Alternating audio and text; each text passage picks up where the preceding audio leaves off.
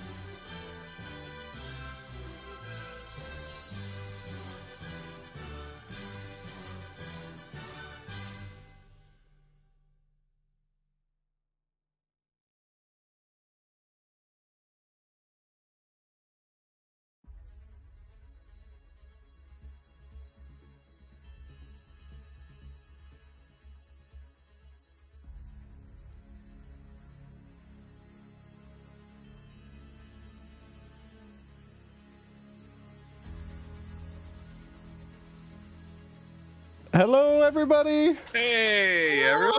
Welcome, friends. We're oh my gosh, I back. can't believe we got a hype train already. But Vinyl's right. I mean, it's been a while since I streamed, so I think a lot of people's. Oh my goodness, Bo, thank you so much. You guys are amazing. But yeah, so a lot of people. Did probably... somebody say that bits given during a hype train don't count? I believe that's what Wolf that said, was Wolf was trying to say, yeah. I said because we hadn't started the stream yet. Yeah, you believe wrong. Well, oh gosh. Bits given during a hype train 100% count. They have in the past. Now, here's my question for you guys. Because it's been so long since I streamed, the last time I streamed was actually at the other place with kind of, you know, subpar internet. I just realized that my stream is running like 720p at 30 FPS rather than 60 FPS 1080. The only way to fix that is to restart the stream. Does anyone in the stream have strong feelings? I feel bad about the VOD, but I don't know. Other than restarting the stream, there's no way to change that. So, but yeah, if anyone in the chat thinks we can. The problem? Sorry. The stream quality's about half its usual quality. Will it wreck the hype train? I have no idea. That's probably fine, right? That might be if you go offline during a hype train, what happens? Yeah, I don't know. Right? I mean, we could test it. I have no idea. I don't know if you want to test. Okay, all right. But yeah, I apologize. Hopefully you guys can still see everyone's reactions. Also, I feel like the music's a little loud. Let's crank this down just a touch. You can't lose your hype. There we go.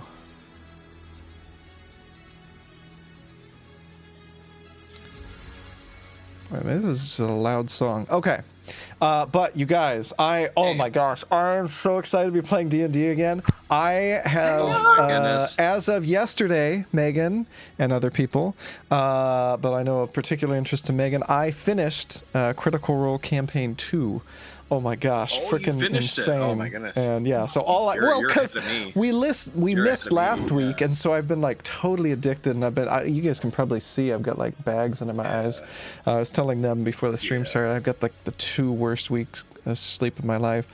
I think I'm also, my throat's been kind of hurting me for the last 3 days, so I wonder if I'm like fighting something off too, which is why I've been so low energy. I don't know. Anyway, so I apologize, everybody. Been sleeping well. Yeah. Oh my gosh, Bo. I find that my throat hurts on and off. There it is.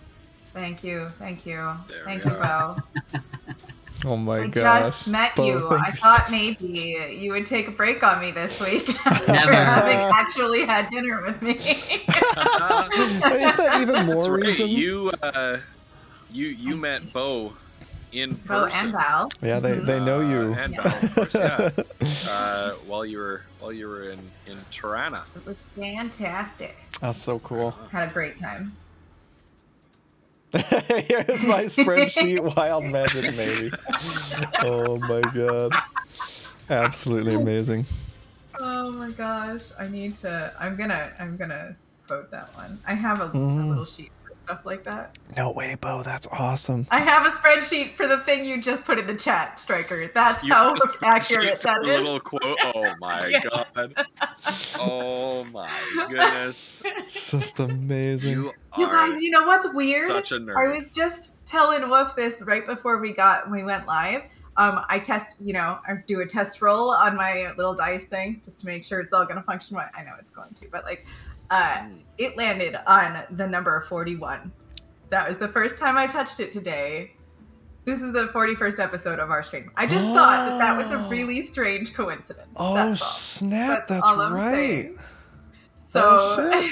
All right, it's going to be a good one. Well, speaking of a good episode, we started a little bit late because some of my stuff was not connected. You guys know about the whole stream stuff. Anyway, so I had to reconnect some stuff, but we are here. We're going to do a fast start. We're going to, I assume, we'll see what Ghost has in store for us, but we're going to probably hop right into we do have a couple of things to plug. Stuff. Oh, yes. Today. In fact, let's get the command here. Here we go. You guys. So Megan's got a couple releases. After the Nightmare is here. Yeah. Hey. So at the end of all really things, cool. Book 1 of the Celestial Serenade is on sale for just 99 cents this week only. Yes. And we got After the Nightmare is here. So we got a book sale, and we got a new release. Oh no! I'm so sorry. Are all the links correct? No, I love that. I think they're all correct. Hold on. Sorry, I just looked up what that was on a Wild Magic search table, you guys. Okay. Uh-oh. That one's correct. Well, you turn into a potted plant. Oh, you're kidding. That had counted. We're gonna say that it's happening. No. Oh no. You rolled it. Okay, all the links are working. It's happening. Amazing. I just want to, if you guys will bear with me, I just want to remind people that over on my channel, I have a Tiltify campaign going all October. I am raising funds for the Indian Residential School Survivor Society. Residential schools in Canada were schools that Indigenous children were forced by the government to go to for about 150 years. They were operated by the churches, and they were intended to strip away the cultural and in many cases personal identity of the Indigenous people in this country. Lots of the people who went to those schools suffered from incredible abuse and trauma. And right now in this country, we are going through the process of turning the page on that.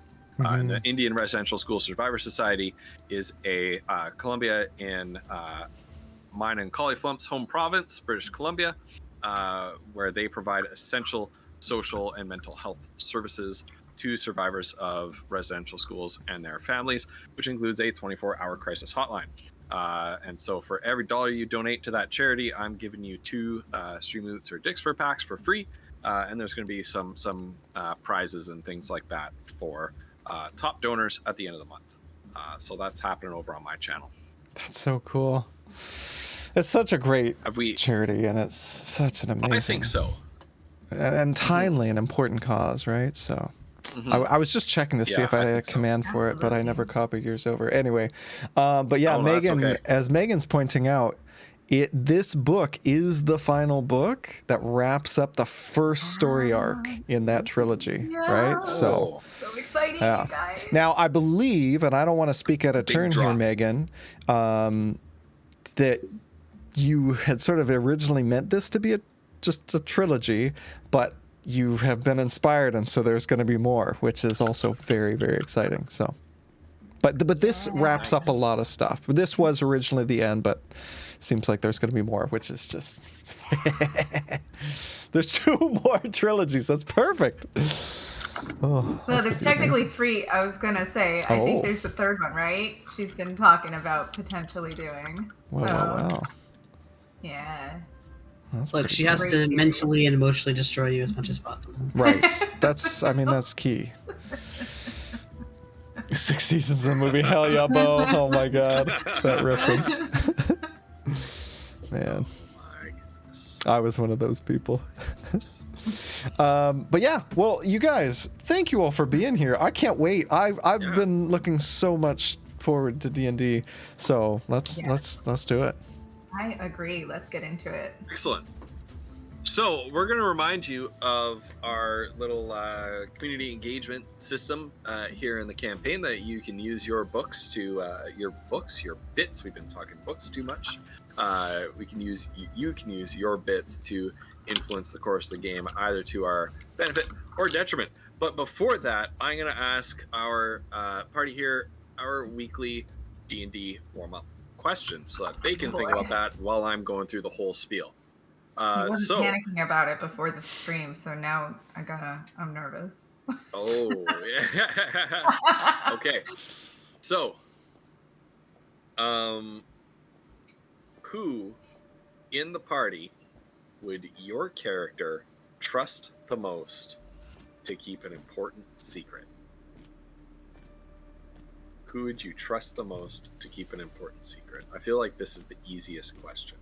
I think probably it is. I think so. I think there's a very clear answer here.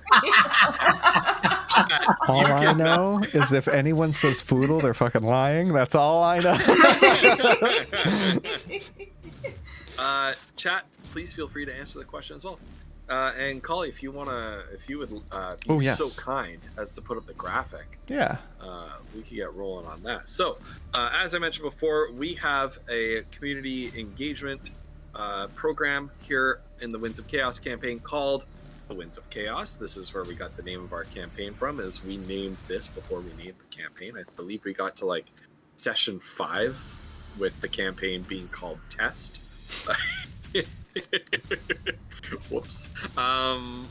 So the Winds of Chaos is basically... and Derpkins, actually. Yeah. On Roll20 it was Test. On Discord, our group chat was Derpkins and Derpgins. So you can use your bits to influence the direction of the campaign to the benefit or the detriment of our heroes. So for 300 bits, our heroes will find a useful mundane, non-magical item.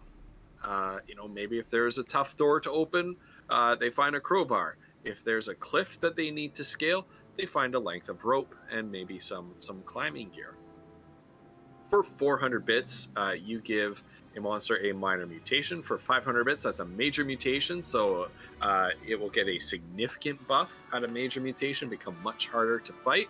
Our very own Beau the Distance is right now working on a random dice rolling table, so that we can add a little bit of randomness and unexpectedness and chaos, if you will, to the monster mutations. If you have an idea for an interesting, engaging kind of buff to give a monster, please feel free to DM me on Discord or whisper me on Twitch, but also definitely send your ideas to Beau. They just said it in chat. They need 8 more ideas for monster buffs. That's all we need, and we can roll out that random table. I am so excited about this. Beau, thank you so much for undertaking this project. For 600 bits, you can compel a player character's flaw.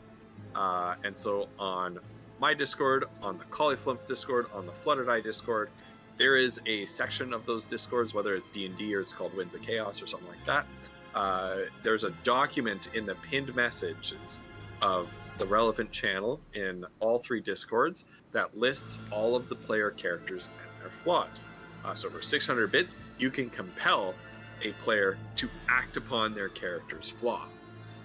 All you need to do is, 600 bits, say Mazra, say which flaw, and you're golden. And we'll roll that out at the next opportune moment. Usually when it's least opportune, actually, for the characters. That's when it's most interesting. For 700 bits, you can grant inspiration to one player character. That is an extra roll of a d20 to help them out in a sticky situation. And finally, the community's favorite, we already had one, is the 800 bits Make Flutter roll on the Wild Magic Surge table. Our very own Flutterdie, her character is a wild magic sorcerer. That means she doesn't have full control over her magical abilities, and there's occasionally a chance where she explodes in some random chaotic cacophony of magical energy that has all sorts of weird effects. You're gonna see one coming up a little bit later in the session. Because she already rolled the dice for it. So for 800 bits, you can make that a certainty that a wild magic surge happens. And they always have really interesting. What if we let that one as an option, and then I roll again and let Beau choose between the 2 things that I roll? That's a good idea, because I was just in communication with Vinyl, and I think we have one more on the books from Juan Wonton that we didn't get to. Oh, shit. So we got 2? Neither of us can remember. So Great. The one that you rolled is going to be one of them. Okay. All right. Oh, geez. Cool. You have 2. And Beau gets to decide. Unless Juan Wonton is lurking in the chat and comes around, and then Beau and Juan can confer. But if only Beau is here, then Beau can decide which one it's going to be. Oh my God, this is gonna be Finally, any subscribers to the DM's channel, that's me, Twitch TV/GhostPepper, can create a custom NPC or magic item of appropriate level to appear in the campaign. Feel free to DM me for more info. And we do have a few interesting NPCs and magic items that are going to be coming up in the very near future. I would, of course, be remiss if I didn't thank the incredible, incomparable Vinyl Stencil for helping to organize all the redeems and everything, so all throughout the game, so that I can focus on what we're doing, I can focus on the roleplay, and not have to ask chat a million questions about what you want to do for your redeems. Vinyl is managing those and shooting them to me on Discord.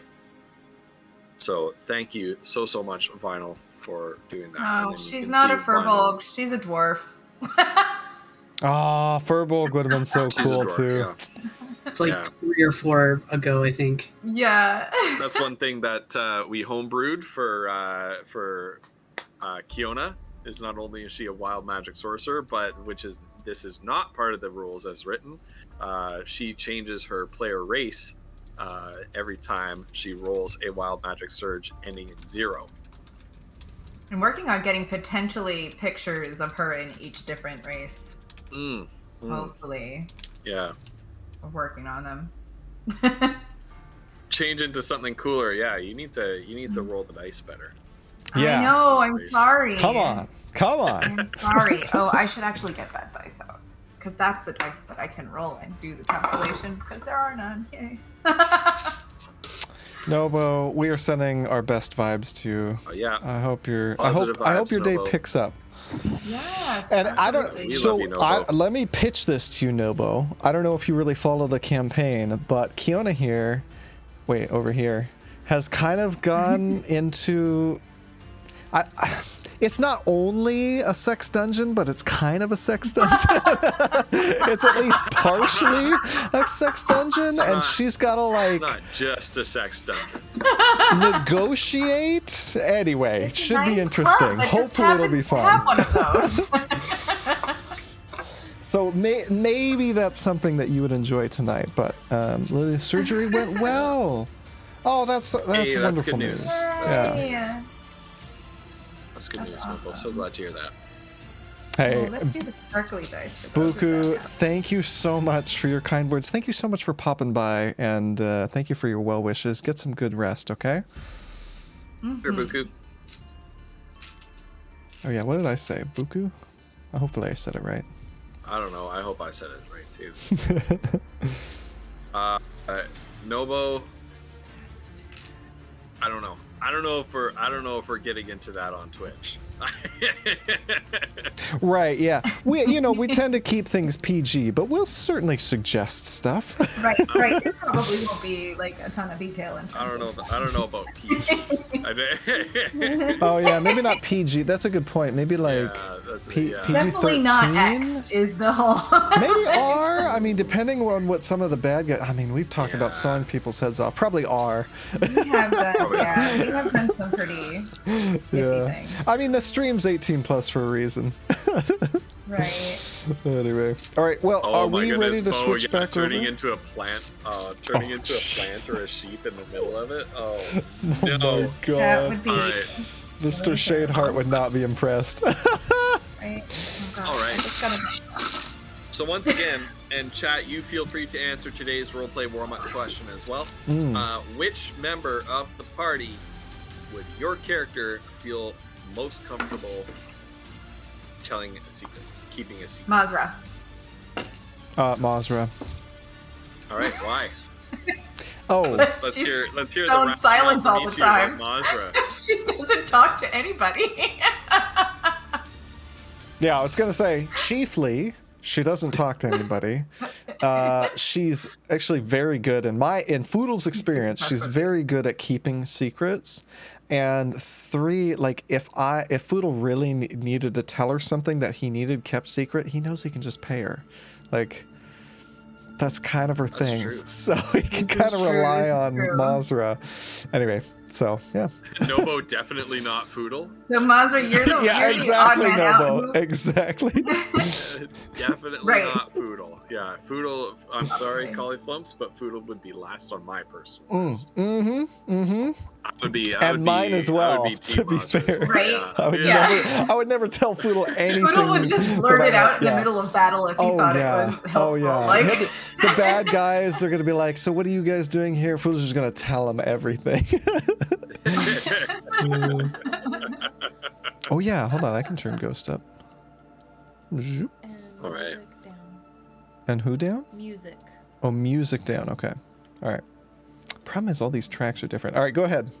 I think we need Mazra, right? Mazra, woof. Yeah, woof. Who would Mazra. Mazra trust with the secret? Mazra. Yeah? Yeah, that's a cheat answer. No, Right. I don't want to She's hear a that. member I of don't the wanna hear party. that. she I don't wouldn't wanna tell hear that. anybody secrets. I don't I want to don't hear think that. she will. No cop-out answers. I'm Here's, not letting you get okay, away with that. so little did the party know that Monster does talk to someone, and it's her diary. Has a little lock on it, like this big. It would depend. It would depend on the situation. Oh yeah, I guess that's true. Yeah. So like, if it was about Kiona, she might tell Foodle. If it was about Foodle, she might tell Kiona. What if it was about anything else but those two things? She'd probably just explode from holding it all in. I was gonna say she'd keep it to herself. Yeah. I could see that. The monster doesn't share anything. If she was being like threatened with the worst thing ever, probably Kiona, but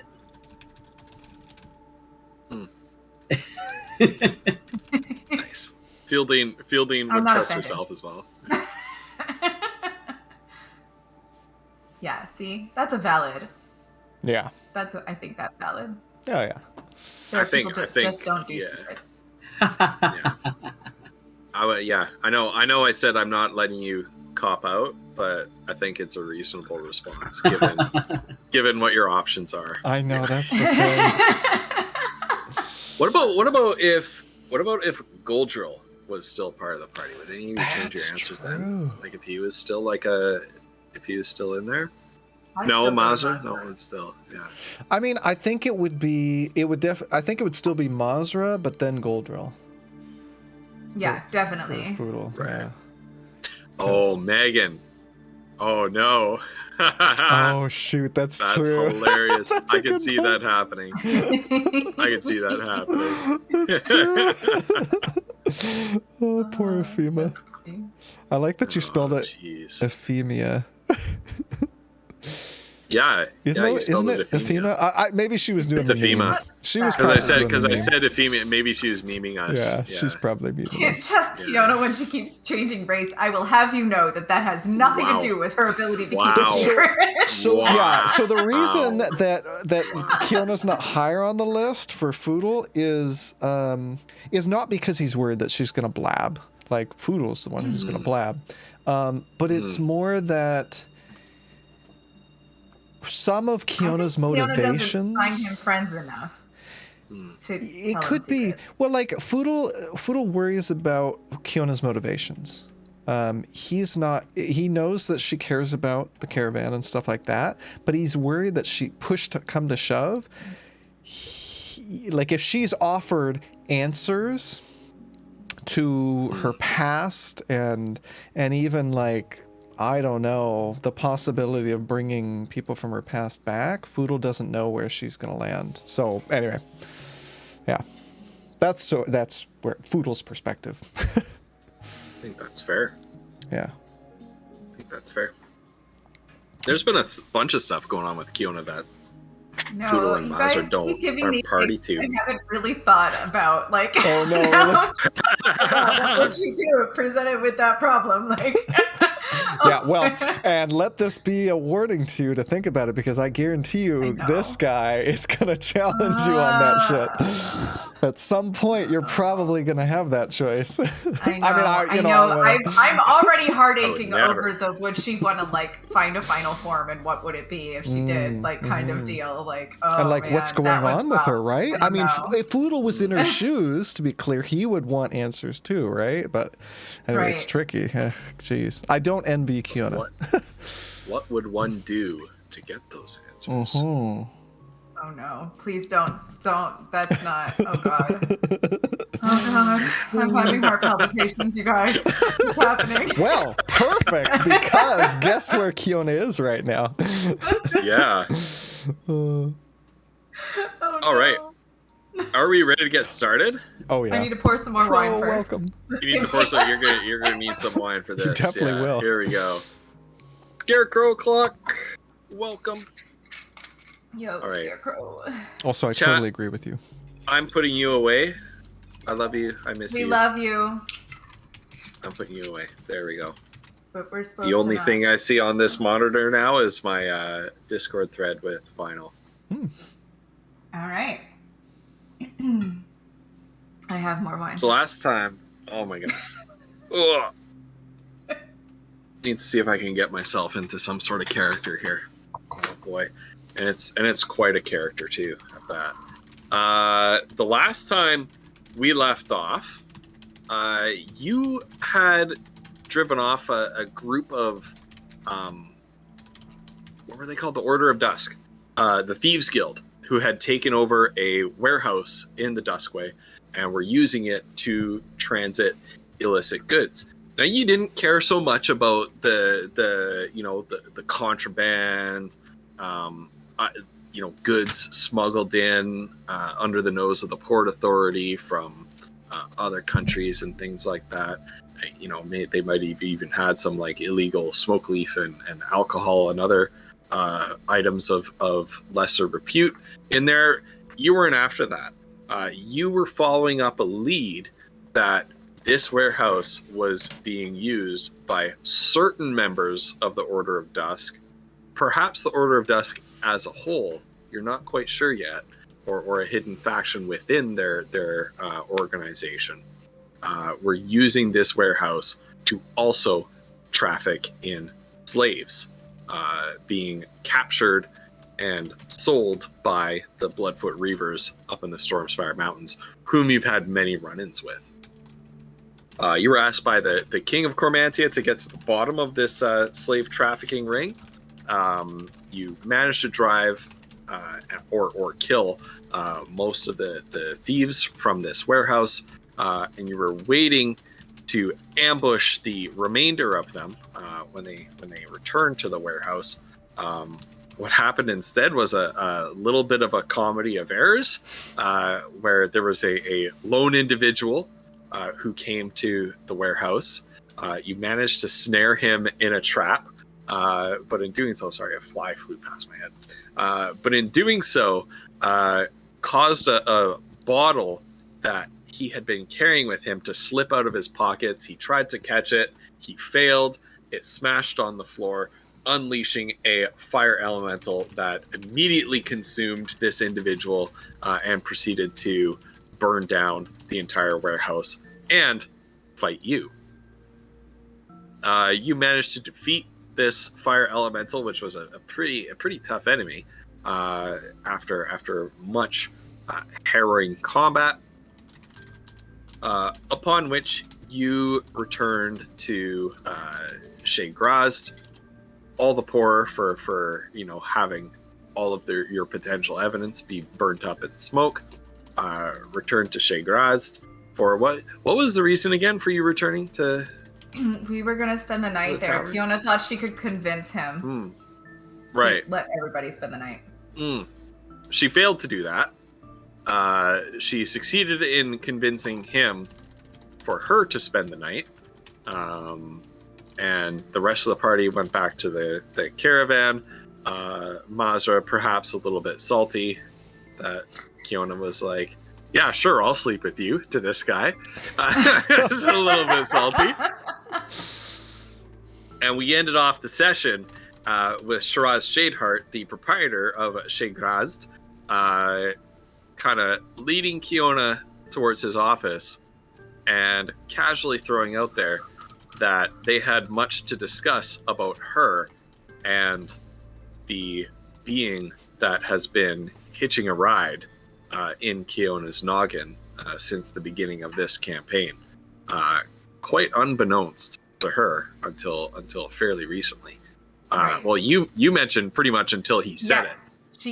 She maybe had because after the last vision she had with looking into the pond and seeing that thing's face staring back at her, after her experience with the alternate Kiona, she probably had some idea that was something, but she didn't really know what it was until he said that. I think she just didn't really realize that was that was working out. Is this something that is has taken up residence inside my head, or is this something that is somewhere else that's communicating with me somehow? Yeah. And so there's where we ended the session.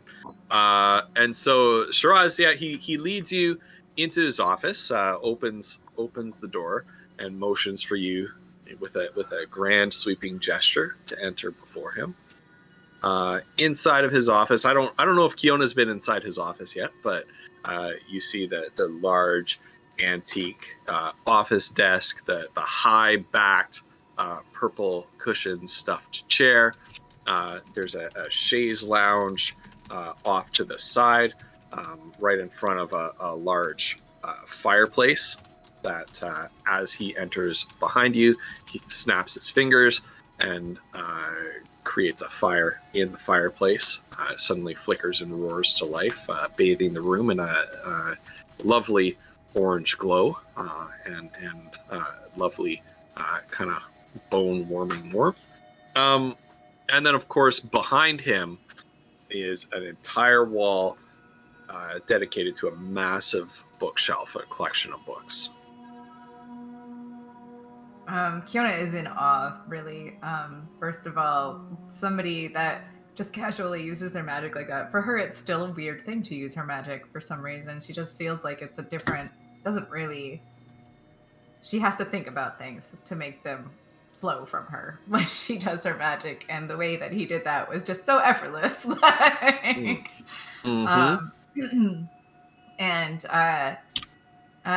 but she's a little bit fired up after her encounter with what was her name? Tisiphone. Tisiphone. Yeah. And people's names mixed up. Tisiphone, in which she did intimidate her a little bit. Yeah. And that whole she's got a lot of going through her head in terms of like Mazra and Foodle having to leave and what Mazra thinks about her after having to leave her there, and all of that as well. But definitely the thing first and foremost in her head is that thing is there. Yeah. So yeah, and so all of that jumble of emotion, Shiraz follows him behind you, and with a motion of his hand, one of the chairs in front of his desk sort of pulls out from the desk, and he says, "You seem nervous. Why don't you have a seat? You've had quite a long day." Right. She'll sit down. As he's walking around the desk, he's kind of making small talk with you. Don't take Tisiphone too personally. She can be very hard to get along with.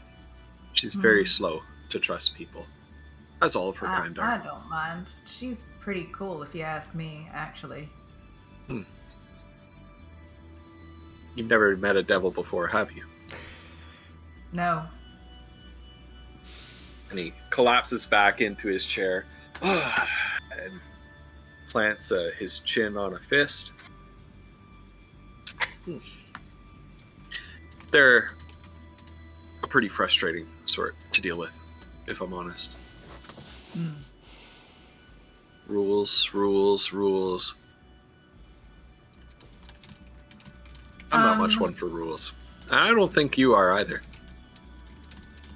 I mean, well, I try to stick to the rules whenever they're rules to be stuck to that I know about. But if rules need bent, then maybe sometimes it's got to be done. I guess.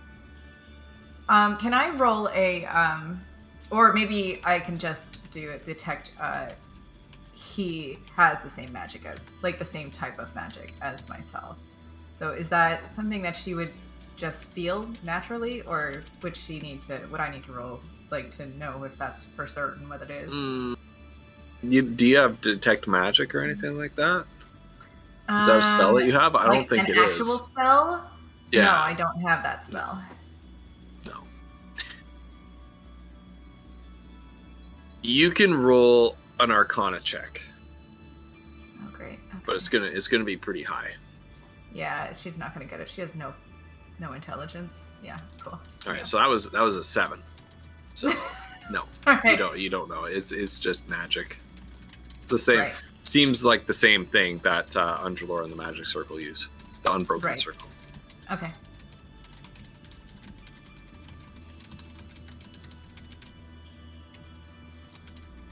Well, you see Kiona I've been following your little adventuring career with quite a lot of interest. You and Mazra and Goldrill and that damn gnome.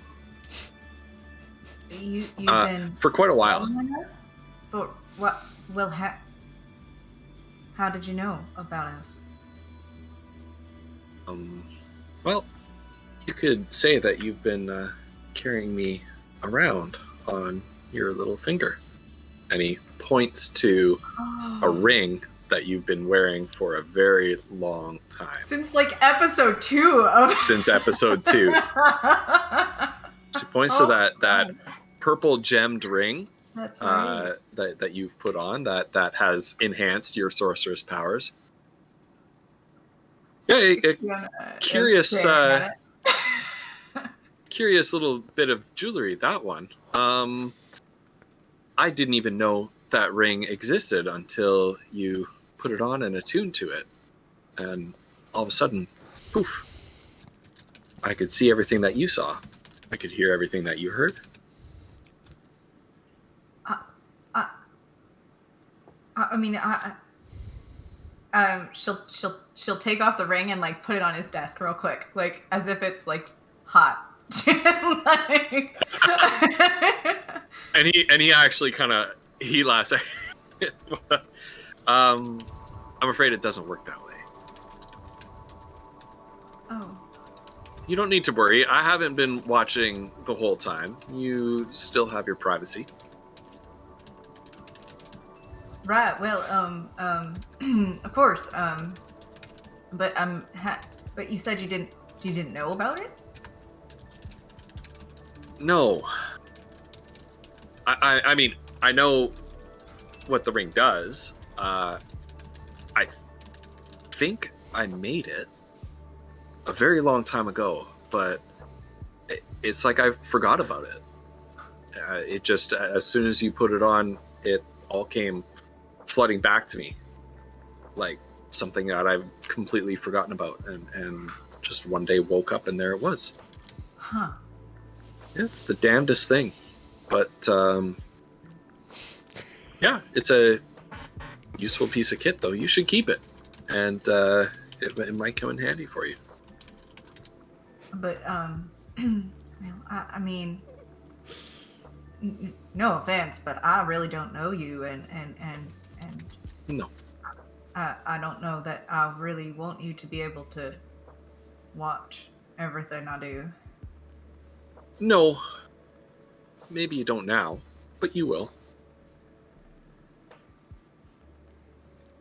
See, I have a particular interest in you and your passenger.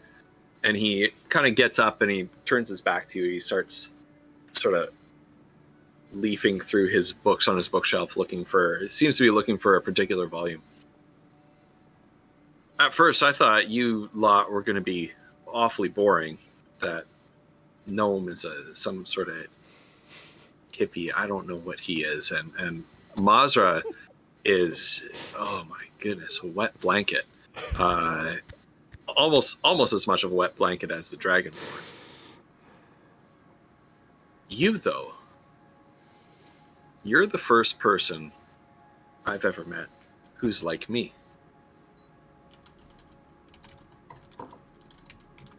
Like you. Mm-hmm. You Like- have the same kinds of magical talents as I do.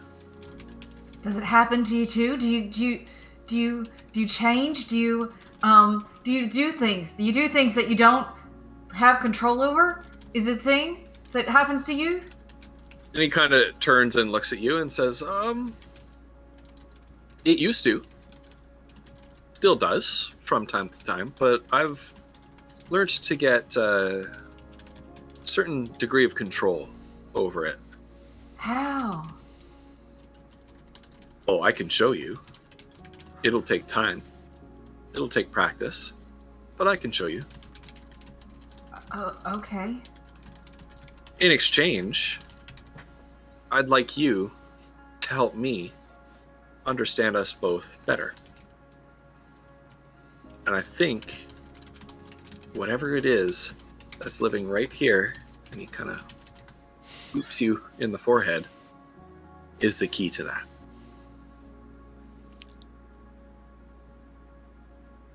You mean that thing with 6 eyes? Yes. Huh. You met another one of them in the ruins beneath Duromon. Didn't Another you? one? You mean there's more than one of them? Well, there's the one that you met there, and there's the one inside your head. And it wasn't the same one. No. Oh, no. Oh. These are, as best as I could... Oh, here it is. And he pulls a book off the shelf. It's bound with a leather thong, and he sort of unwraps that and sets it down in front of you. Opens, leafs through the pages, and stops and turns it around and pushes it towards you. And you can see an artistic representation and sort of a charcoal drawing of basically it looks like a cloud of smoke with some amorphous limbs coming out of it, and of course 6 eyes, similar to what you saw imprisoned in the ruins beneath Duromon. Right. After your little sojourn through the ruins with that elf woman, I don't remember her name. She's not important. I didn't like her too much either. Too many rules, that one. Anyway, after your little adventure in there, I did a little bit of research, and I've learned a little bit about these creatures. I don't know what they're called. I do know they're not from here, if you know what I mean. I think I do. It's that place. There's a place that, I don't know, it's stars and darkness. Wherever that is, I'm not sure where, they somehow find a place to enter our plane of existence through dreams. Are they good or bad? Do you know anything about them? I don't think I particularly like them. They've certainly caused quite a lot of trouble in the last few years, wouldn't you say? It's them that did this?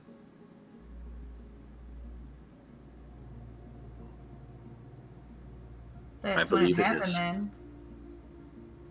I think it must have hit me. That's how it happened. These accursed winds, the goblin armies. I think it all links back to these creatures. Okay. Have you heard of Kalash? No. It said that to me once. The one that was in the caverns. That one. It said it to me. I don't know what that is. I've tried to look it up before, but I can't find anything about it. Oh, insight check. Oh. So have I. Does she So believe? have I don't know. I think she's not actually anything. looking. I think she's pretty gullible right now, honestly. He could tell her anything. It's up to you. It's up to you. It's up to you. Foodle's not there, and there's no owl there either. No, there's no He dog. He has owl traps all around his. Yeah. He has already said enough to convince her that he would have no reason to lie to her about Well, this. I'm convinced too. So, to be fair. yeah. Everything is lies. What we know about these beings is, well, you found much the same in your own research. The Nothic civilization, the Nothic settlement at Duromon, collapsed after the rise of some sort of dream cult that initiated a spiritual awakening, if you will. I believe it actually physically transformed the Nothics into what they are today. What you didn't find, and I did, was that this rise of the Nothic dream cult coincided with their discovery of a mysterious artifact in the desert north of here. Fuck the desert north of here. Fuck north of here. Fuck that tower. Fuck. Okay. Kiana spins into like a no. She just,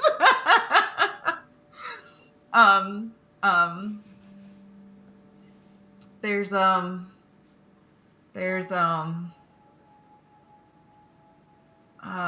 where's the note? Where's the note? There it is. Oh yeah. Oh yeah. It's the wizard. The wizard that's doing the experiments on people. Just so, Kiona. That desert appears to be some sort of confluence of this magical wind that's wreaking havoc on much of our world. They appear to be blowing quite strong there. There are, as you've heard, rumors of someone, person, an organization, I'm not sure, conducting experiments on the winds out in the deserts using live test subjects. I believe you've met a few of the rats who escaped from that lab. I think I know who you're talking about. Yes. That might be a thread that you and your party want to pull on. I imagine so.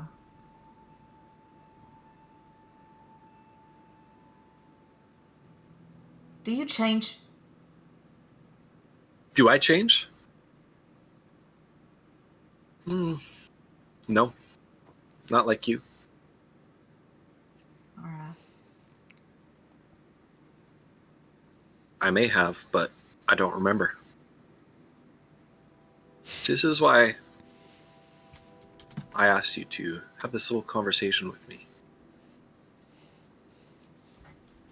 I want you to go out and learn as much as you can about your little passenger. And I want you to keep me informed of what you learn. Simply by wearing this, and he slides the ring towards you, and going about your business. Okay. You see, I believe that your passenger is the key to filling in a few very big gaps in my memory. I have the same abilities as you, but I don't know why. I have some memories of my life, but not many. I've been places and done things that I can't remember. And I think it all revolves around this. And he taps the book in front of him.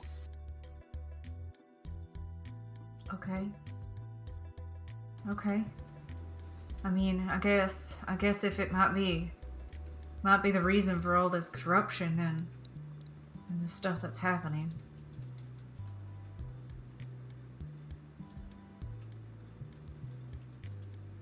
Do you know about... Maybe you don't. I guess if you forgot a lot of things. Well, what is it? Were there other people that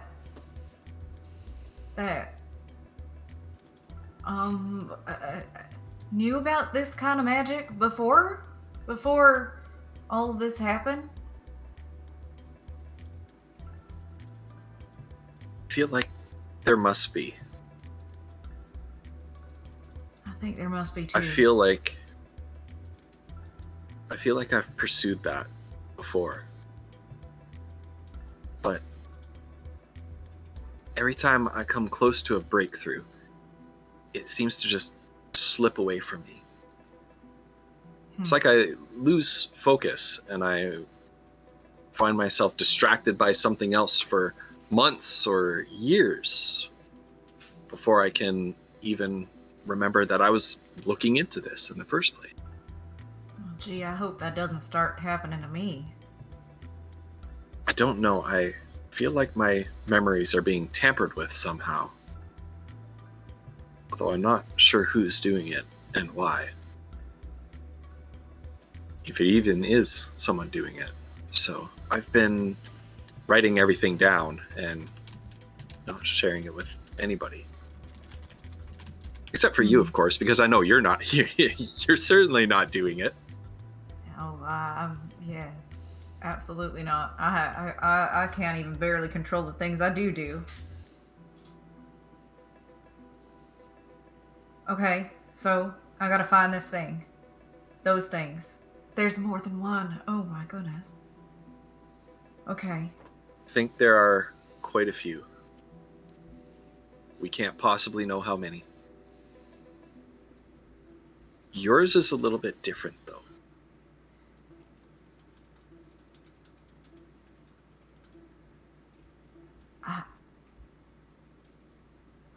Huh. I don't know. I know it's talked to me sometimes. Mm-hmm. I've heard those conversations. Oh yeah, you're there too. Okay. Mm. Yeah. Well then I guess you know what I know.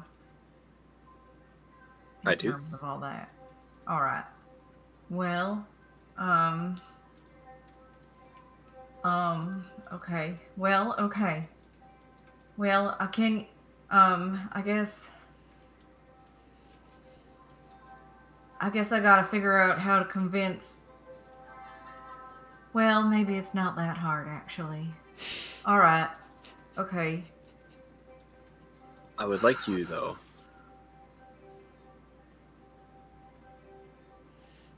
I'd like you to be very careful what you share with your colleagues. You are walking a dangerous line right now. How so?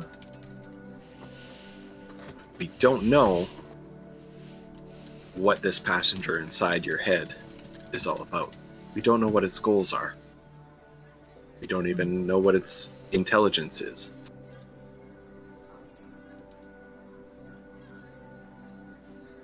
Well, I have Your to think friends. it's pretty intelligent.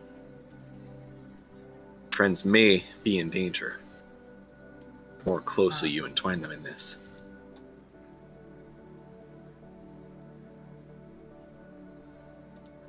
Alright.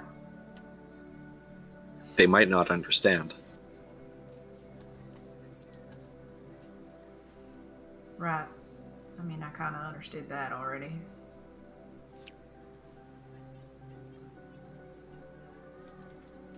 Oh, and especially don't tell that wizard. What was his name? Underwear?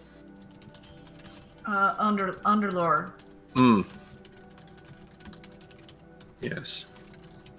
Feed them just enough to keep them happy, but I wouldn't trust them too much. I already don't trust him. He hasn't Wizards. been very nice to me. No. Well, for the time being, if you wish to, continue to learn and grow in your talents, continue to uncover the truth. I'll be riding along and watching. And through the ring, I'll stay in contact with you from time to time. And as you grow, I can help you learn to control and hone your talents. Okay. Okay. Alright.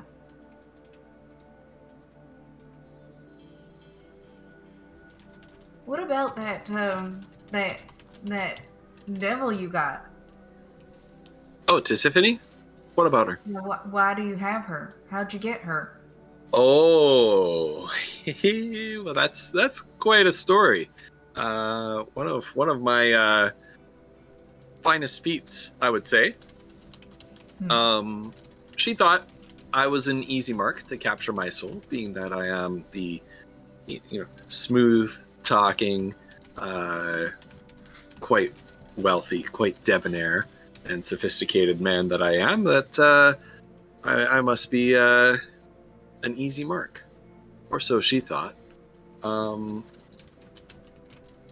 Devils, infernals like her, love their contract. Do you understand this about them? I mean, I think I kind of understood that a little bit. Yes, well, often they're looking to entrap mortal souls in exchange for some other service that they might offer. And essentially they love to have it written up in a contract, and they abide by it, the contract, to the letter. Let me tell you, and it's never what you expect it to be. They always try to catch you in the fine print. My contract with Tisiphone happens to be about, well, just over 2,000 pages in length. Oh my goodness. Yes, and through a little bit of wily machinations of my own, if I do say so myself, the trapper has become the trap-e. She could, of course, drain my soul and go back to the nine hells at any time she wants and betray me and break the contract, but she's a vain creature, and she'll be turned back into some sort of imp or a puddle of slime or whatever lower order infernals are.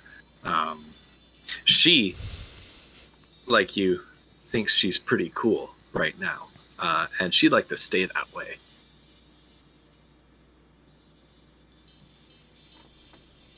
That's a really long contract. It is a very long contract, and I would be lying if I didn't admit that there might be some parts of it that even I am not aware of. However, a devil always keeps its word, especially when its beautiful form is at stake.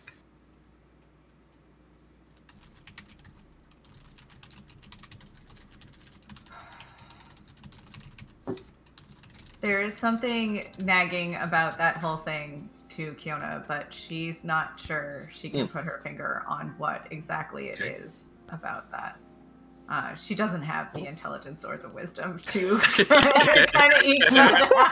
To be honest, if I said that she would figure that out, that would be a lie. Like, I would have to roll some pretty rad shit to put those things together, I think. So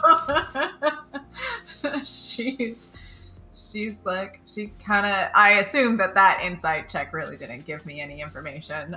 Did you roll an insight check? I rolled an insight check now? on whether or not 13. she believes that he about Tisiphone. Oh, Whether or not Kiona believes all of that. he seems to be telling the truth. Yeah. Right. Yeah, I kind of figured. She is just a simple country girl, and might not, all this about like cosmology and bargains, like Faustian bargains with infernal beings, right? Right. So it may be a little bit beyond she's her. Trying to she there's something, but it's way too big of a problem for her to really put her thumb on it. So she's just like, okay, all right, cool. Well, Flutter, maybe you should note it down and bring it to somebody with more knowledge if that's something that, Kiona's like, something doesn't strike me right about this. Right. I'll go ask. I think that she'll probably say something to somebody. But yeah. Well, is there anything else I can do for you, Kiona, while you're here? She kind of she grins a little bit, but she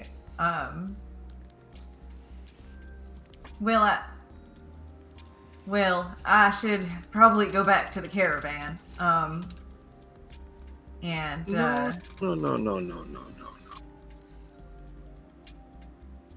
I think that I can put you up in one of my finest suites for the night. You can have as much food, as much drink, as much companionship as you want, free of charge, in the interest of protecting your friends from some of the truths that you're delving into here. You can go back to your caravan in the morning, which they don't expect you until morning anyway, and tell them that you had a fun night. Tell them whatever you want.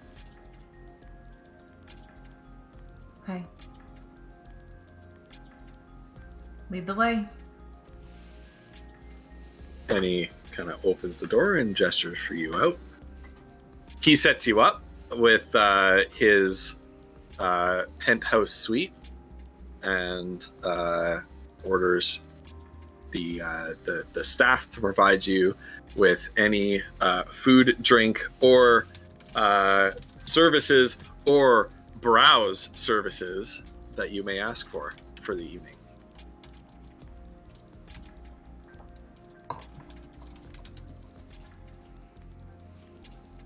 Kiona is gonna.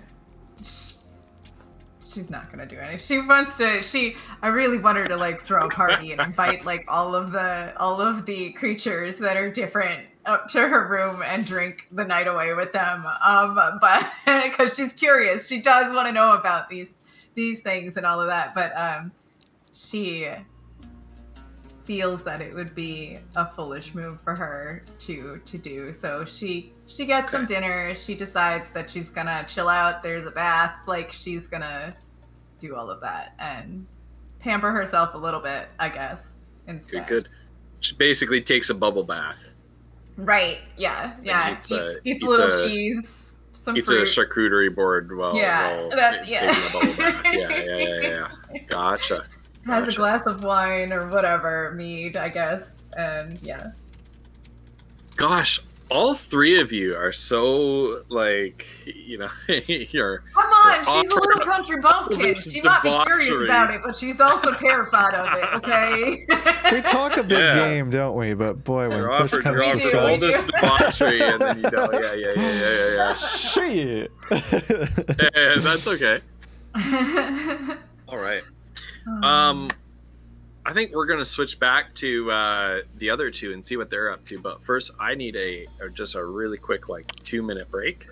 I also need to decompress and defragment my brain after that conversation. That was a big info dump. Piece of work, yeah. Yeah, and there's even more information that I know. That was you only a little teeny bit, I'm sure. That you didn't pursue, which I had a moment of panic right before the stream, and I had to go to Megan and because there was something that had come up previously, but I was like, did I actually get this right? Oh, Shiraz 600 bits compelled Kiona to do what? I'm not looking at chat. She's what are we compelling Kiona to do? Pretty face. He is a sucker for a pretty face. Oh no. I think her plans for the night might have just changed. Okay, well, Kiona's plans for the night have been retconned. Vinyl said, sucker for a pretty face, and then sent me an ooh emo. Yeah. All right. I assume that the pretty face is the servant bringing the food at that point, or is it Shiraz? So here's what we're going to do. When did that happen? Here's what we're going to do. I want you... Oh my goodness. We're going to keep this PG-13. I want you to roll a blank charisma check. Just a charisma check. Okay. Not a charisma save. Oh wow. Yeah, we're gonna keep this really, TOS. Really terrible. Oh no. That's so What? bad. You rolled a That's 2 so bad. plus 3? No. Okay, roll it again because Shiraz actually paid big. 16 is my charisma, so really, honestly. Yeah, she rolled the 2. Oh, it's not. Nothing is happening for Keanu. Rolled a Alright. 5 plus 3. You managed to get one partner for the evening. I think One it's the. I think it's Who is the. it? I think she would love to try to make a move on Shiraz, but I think it's the person that delivers her food. The person that delivers her food. Okay, who is Yeah. that person? I don't know. Whoever they would send up to deliver the food. Wait. Roll on that table that Bo gave you to find out who they roll are. on Bo's table. Roll on Bo's table. And then Okay, you could roll a d6 and one. I don't know how Kiona swings. Maybe it's just a female, but like some you could do sorta- 1 and 2 is male, Yeah.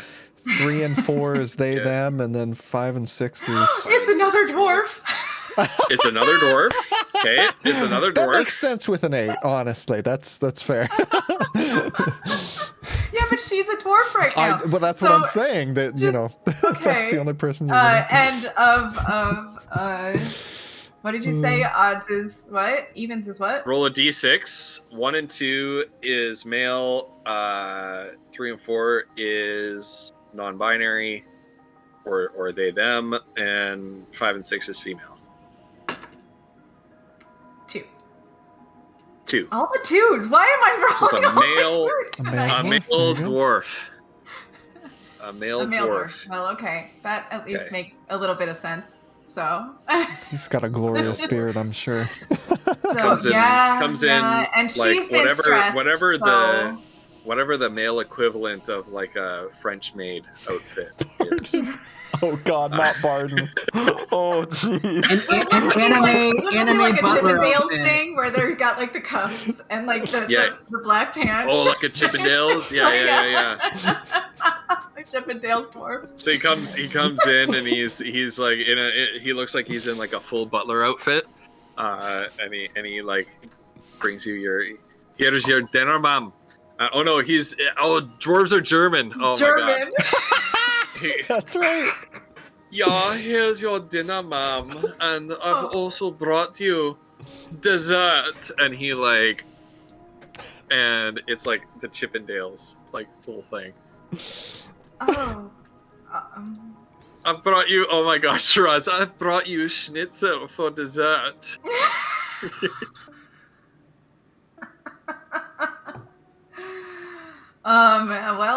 Clearly, for some reason, Kiona's gonna go for that. And he moves a table up next to your bathtub, and he lays down, and he is your charcuterie board. And we're gonna leave it at that. Oh my god. And I am gonna take Bo. Star wipe. I am taking a real quick 2-minute break, and we're getting to the other 2. Oh my goodness. I put on some R&B to set the mood here. We'll switch back to something more appropriate, but I figured this fits. It's not as like heartthrobby as I was hoping. I don't know. I've been a little. His ghost won't go there. Right. Well, no, I don't. I mean, his description was.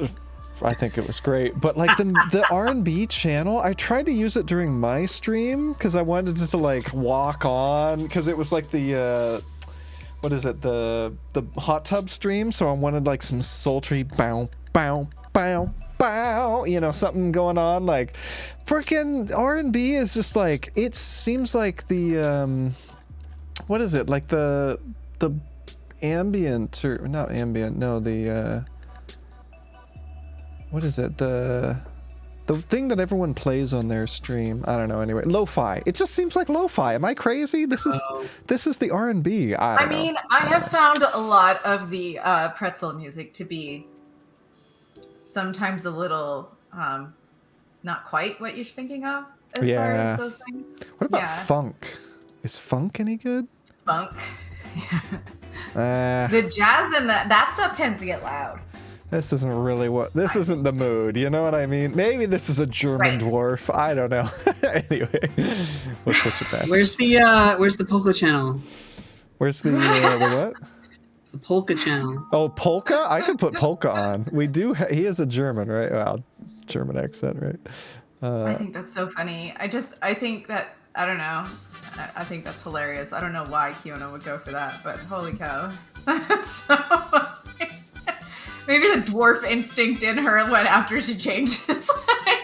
He just walks in with this music playing. And Maybe. Hello, Mom. Here is my Knockquest. Maybe he's really hot, actually, but when he speaks, he's like, okay, don't speak anymore. You're pretty. Absolutely insane. All right, I know Oh my goodness. you guys are both back. I need to. My throat's killing me. I'm gonna go get something for ahead. that, and I'll be right back go as ahead. well. Go ahead. Bo, I think the item you're talking about is on Mazra. I think. Potentially.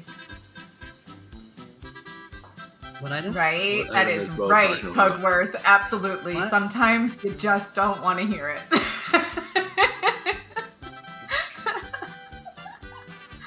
You guys, I love you all so much. That was an What- awesome use of What that. item are we talking about? Because I don't remember. I think the bracer. Bracers. The bracers with the it's in my dump sheet and I have it next to you, I think. Yeah, I have tree Next to bracer. who? Yeah. Tree bracer on my Next character to sheet. Mazra. You have it on your character sheet? Mhm. It's in my items at the very bottom. It is. Again, I don't have that on the dump sheet. All I right, remember you getting it. enough of the polka.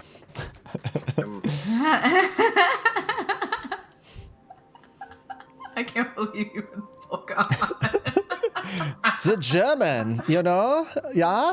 Come on, y'all. It's Yeah, either it's a German or polka. like craft work or something. Yeah. My personal break upstairs was made like twice as long because I was accosted by my wife at the top of the Demanding stairs to know things. over demanding to know things, Theories. speculating at me, Oh. And did getting you very say? close to the Did you truth. confirm or deny, or did you say, "Oh, interesting theory"? Yeah, pretty much. I did that. See, now Megan She knows how wasn't it happy. feels when I am begging for info and no one will give it to me. Yeah. Right? For real. Yeah. Listen, I've got all that going on in my head too. Just because Kiona's dumb doesn't mean I am. Look, all of our characters are dumb. It's okay. What, do we have an intelligent one between us? Fudo's We intelligence don't. is We 10. Mazra. do not. And what's Mazra has wisdom is- intelligence, but not wisdom. Her wisdom Right. is her dump stat. So Yeah. I know, but what's your intelligence? Her my intelligence intelligence is high, is right? 16. Yeah, It's really see, high. that's- you're like she a fucking actually has genius. intelligence. Yeah. Right, but we're not going to share anything with her because none of us want to tell each other how things are going for them. We're all just like Sure, emotionally Kiona. stunted in that way. Jeez, we really are. This party is so screwed. Oh my We god. can't come to the conclusion that we can trust each other yet. That's Bo, you're like an evil genius.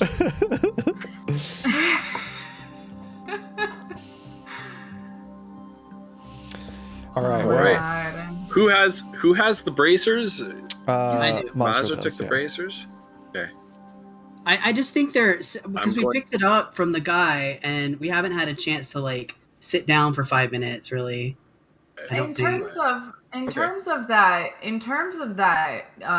you remember better than I do. Have everything that pertains to Kiona and that thing. I have pretty good notes on that stuff. So it's the one thing I'm a psycho about taking notes down on. Yeah. She's like Good. an elephant. Well, and She you has a can lot of you can always so you can always take time to figure out what a magic item does during even I think even a short rest, or I think it's like an hour or something like that. They have to sit with it, so that's not a short rest. I think, but Yeah, Yeah, beach would end, big- attuning to an item for an hour be counted as a short rest, or does that negate your short rest? I don't know. and I don't really. I bet I'm Bo not and really Megan too bothered by that. I'm not too bothered by it. I'm okay with like it not negating a short rest. Oh, attunement is a short rest. Okay. Yeah, Oh, attunement perfect. is a short rest. Nice. I figured they'd know. Yeah. 45 minutes to an hour. Yeah. Okay. So you folks just need that's to nice. remember to tell me that you want to learn more about these magic items. Well, if you don't declare that you're learning more about these random magic items and potions and stuff that you picked up. Well, I think we might have some like a purple potion or something. Like there might be a few that we don't know. Now, here's my question for you, Ghost. You've been, fairly, I would say, do I want to say loose, generous? I don't know. Like we don't have anyone in the party who has identify. And so you've been, handing out information on these items. And I wonder if that's going to be your MO going forward, or are we going to have to start finding someone who can identify these or attuning to them and hoping they're not cursed, right? Like, are we, I don't know if you have a policy on that. That's true. Yeah. Because you can attune to something, but if it's cursed, hey, you're fucked. So you can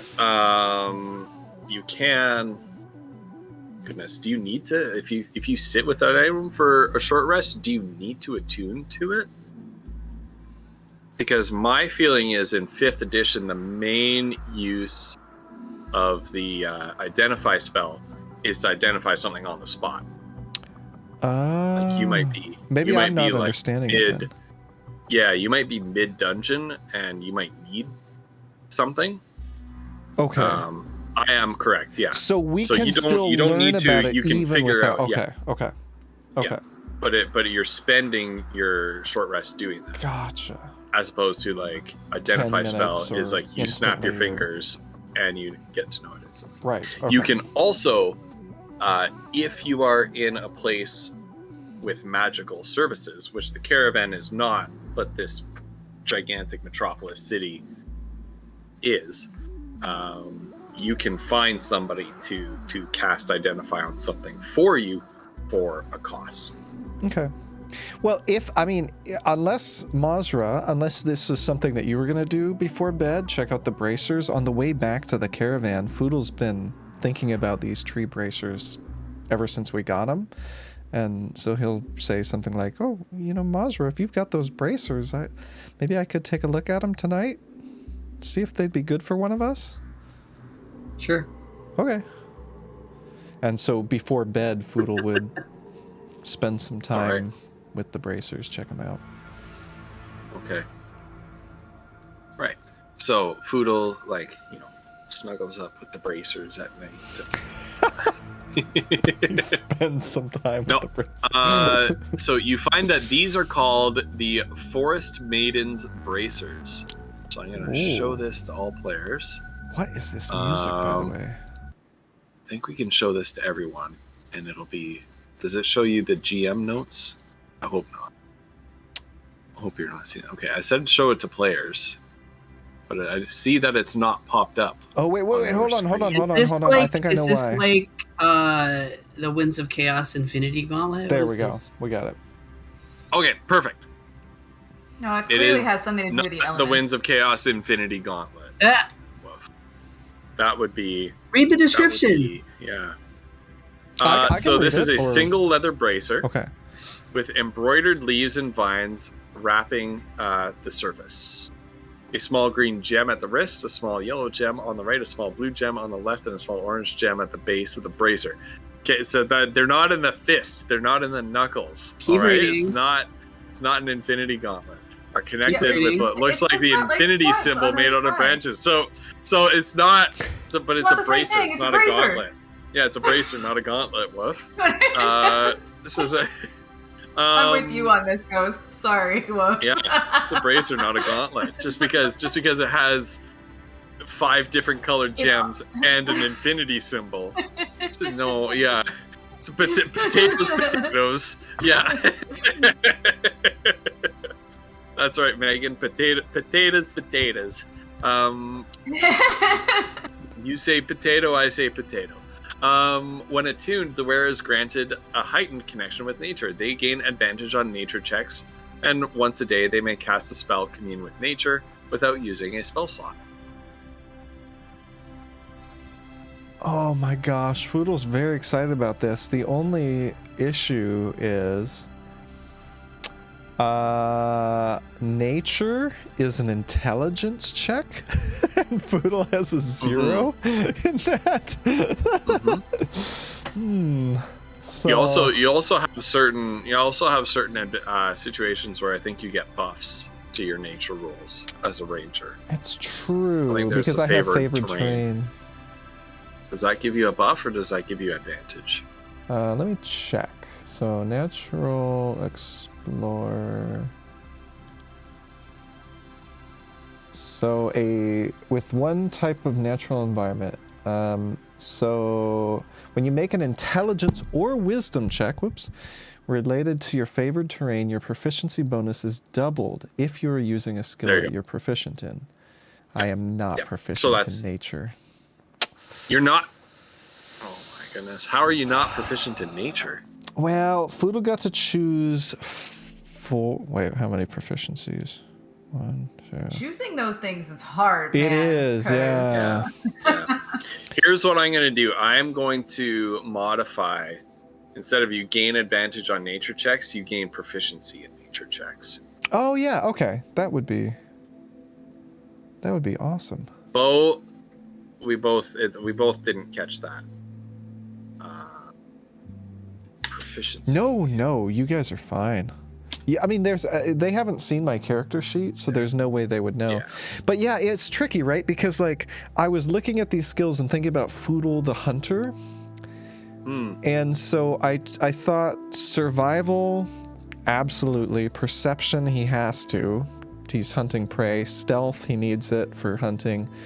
And then I chose insight and acrobatics because I kind of wanted Foodle to be like good with people, and I thought it would make sense if he was like this little slippery gnome with acrobatics. I don't know. It's tough, you know? I think medicine and nature would have made sense as well, but like I don't even remember what all was an option for Foodle when he was choosing them, right? Because it's not like you can choose from everyone. So anyway.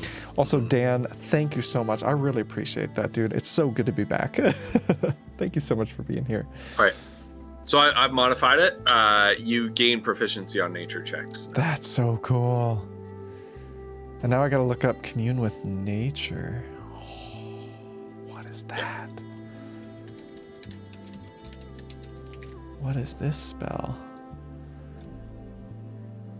Can chat see what I'm doing here? Hopefully. Yes. I don't know why it's just a blank box for me. I don't know. Oh, there we go.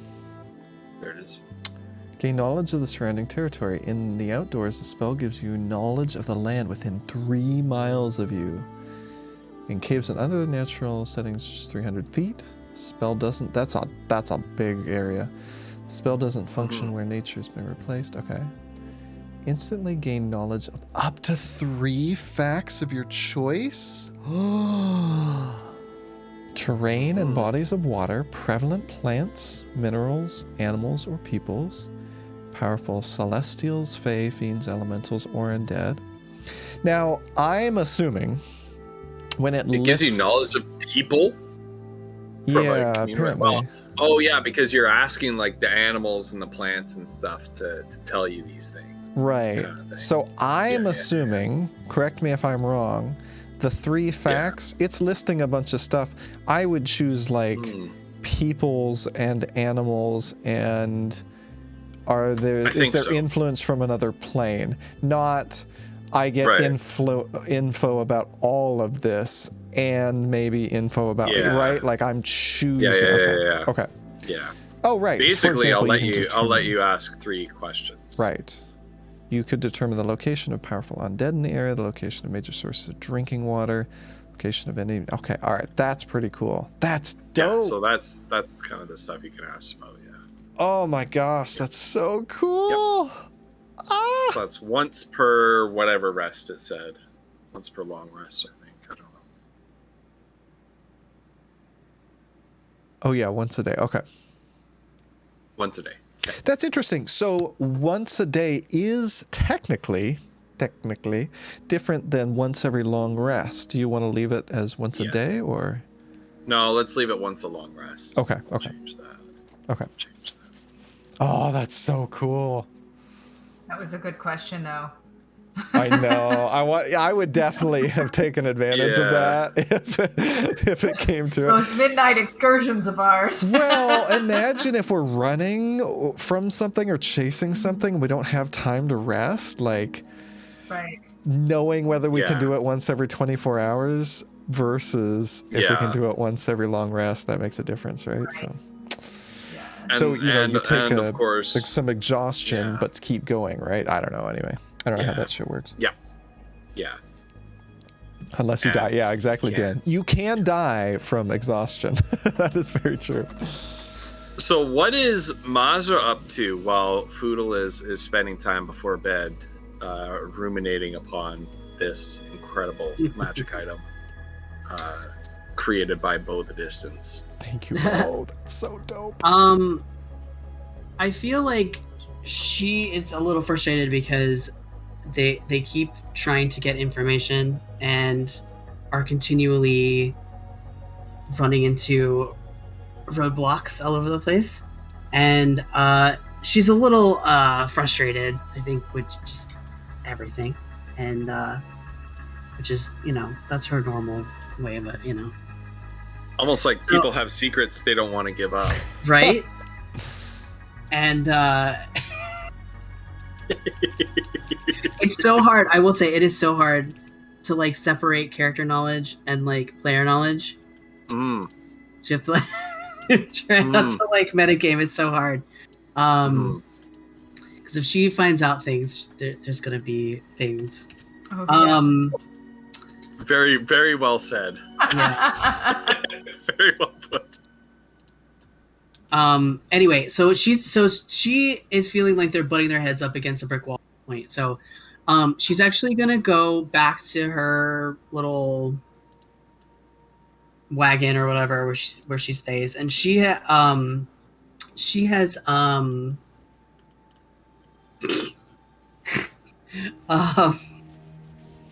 she invited her aunt to stay with her because basically just so she can kind of like recuperate or whatever. So she's just gonna talk to her a little bit, but I think just some difficult questions, I think. So Okay. Well, let's do it. Okay, right. So you set the scene for us. so basically, like I said, she's kind of given her aunt free reign to stay here. We'll have set up space for her to sleep. They may be sharing a bed, I don't know. But so let's just say her aunt is like, Yeah. relaxing or something. Yes. Yeah, Auntie is staying with her. Yeah, she Mazare hasn't been. She doesn't go out much. She's started to go out a little bit more often, but she often keeps herself cooped up in the wagon and has been for a long time very skittish these past few weeks since you've cleansed her of whatever it was that was affecting her. She's been very skittish around people. You sense there's a lot of trauma there that she's and especially not just what has occurred to her, but what she has done while under the influence of Grumsh. But recently has begun to open up a little bit more. Right. So she looks a little uncomfortable because she's not always trying to be mean or whatever, but she's gonna kind of sit down next to her and just be like, look, I know this is difficult, but we're trying to find out more about what's happening with this whole slave thing so we can stop it. Is there anything you can tell me about who you worked with or where, or any information you can give us?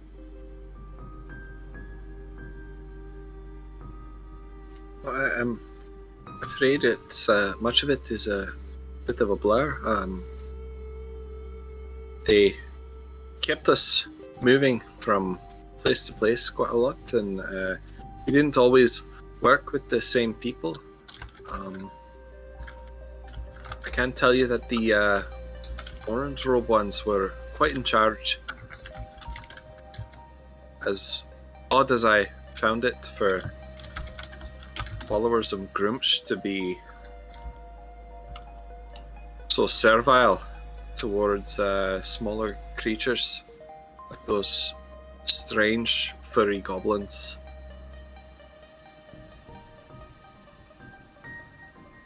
But after my first interaction with one of them, I understood it. There's a terrible power that the Reavers are consorting with. Don't understand it myself, but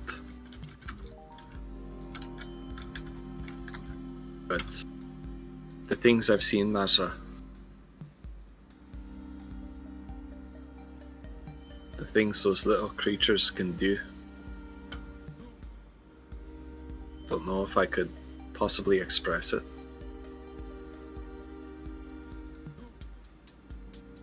Well, I'm not going to force you to.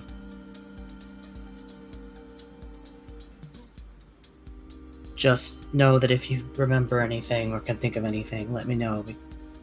We're trying our best to make sure this isn't happening to other people. I want to help you, if I can. I know. I want to find your mother. I want to find Eamon too. We will. I know that if she's alive, she'll be fine.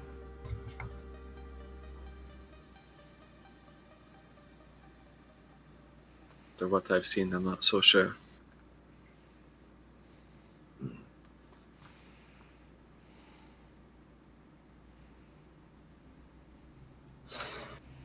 Well, I think if you're going to be staying here for a while, that there are some people you should probably meet. It may help you a little bit. Hey, who's that?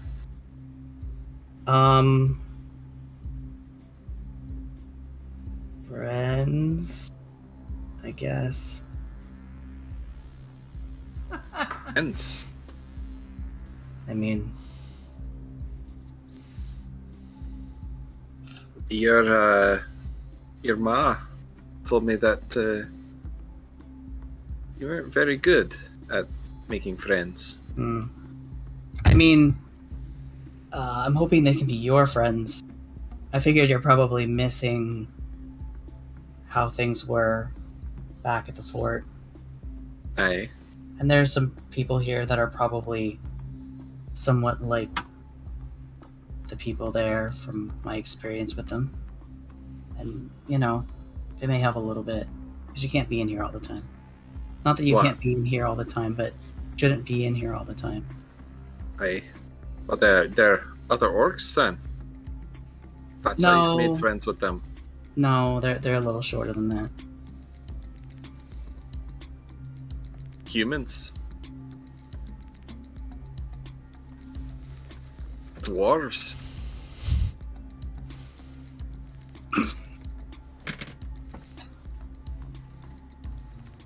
But like your little red-headed friend. Yeah. I see. Are Look, they all like him? not as much. He's unique.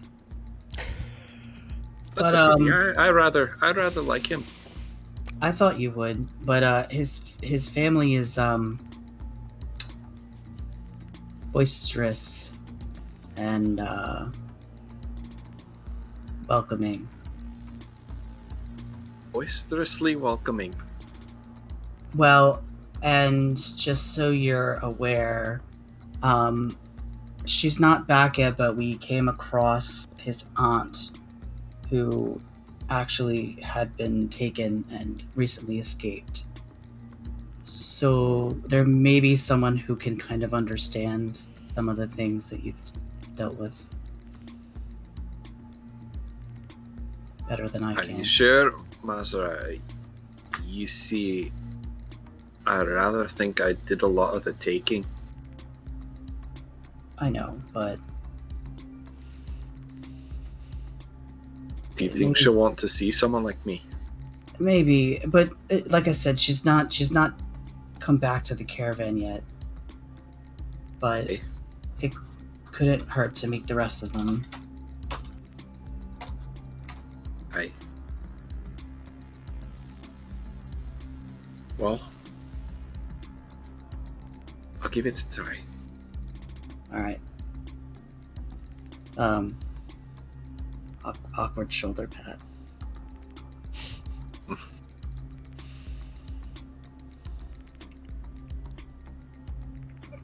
You know, your mother told me a lot about you.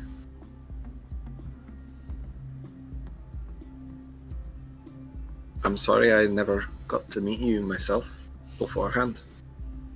No, it's hardly your fault. No. No, but still.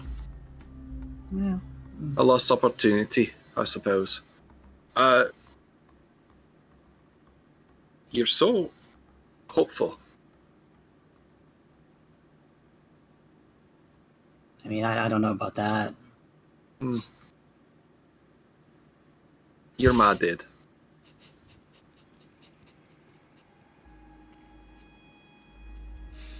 I mean, She said that you got it from your pa.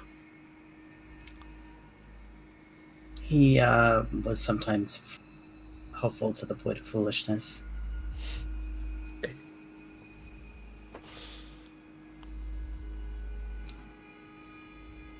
There's just a way that I know that the world should be, and I don't like it when it's not that way.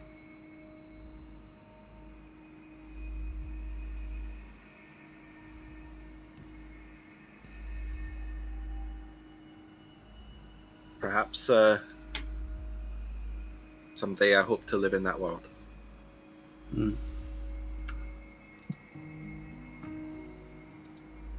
Me too.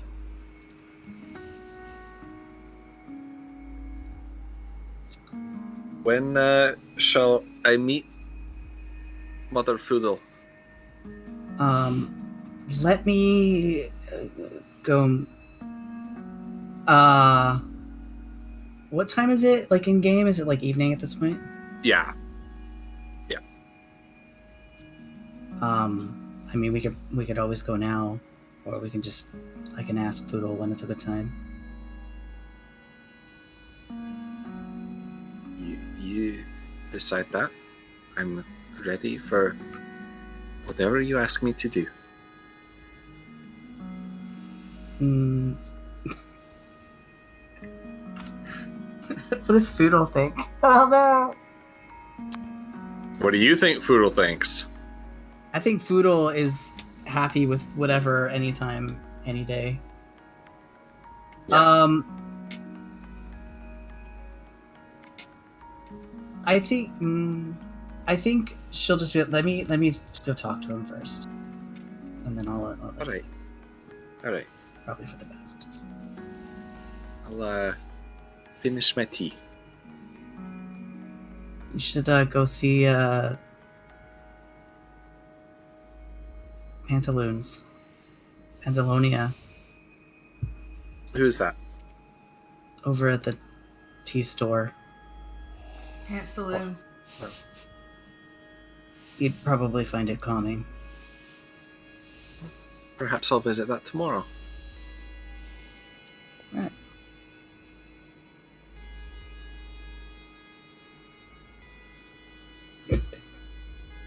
And then just awkwardly is like, okay.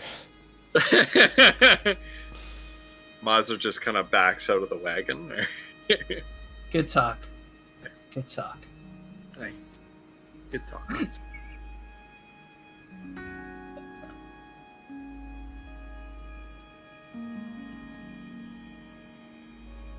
Yeah, and if it's not too late that night, I think honestly she would probably she'd probably spend the night like probably just doing some work. She still has to finish up her, I know it's not like a downtime thing right now, but she has some things to work on, but so I think she'll just like chill out and work on stuff. Yeah. And just relax Sure. a little bit. Sure. All right. So why don't we move on to the next day? Get the ball rolling on what's coming next. So yeah, the next day dawns. Kiona. What was your plan? Are you coming back to the city to meet Kiona, or is Kiona coming out to meet you? Kiona will rise early and try to get out to the caravan before Okay. they have a chance. Foodle sleeping in. That was a rough day. We get You've a long been- rest, right? Yeah. Yep. You got a long rest. Oh, spell slots. Recover those spell slots. Recover those hit points. Give me that HP. Kiona, you have you rode your horses to the city. You were allowed to keep your horses at the royal stable while you're working as agents of the king.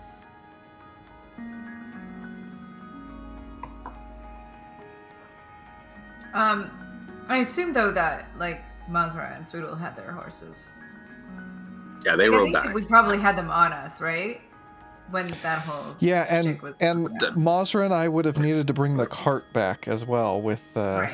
with the Mhm. body. You had the freed horse with the cart, so Yeah. Mm-hmm. Yeah. So Kiona, you ride back early in the morning. yeah. Right. She will go to her own wagon or whatever she's got, tent.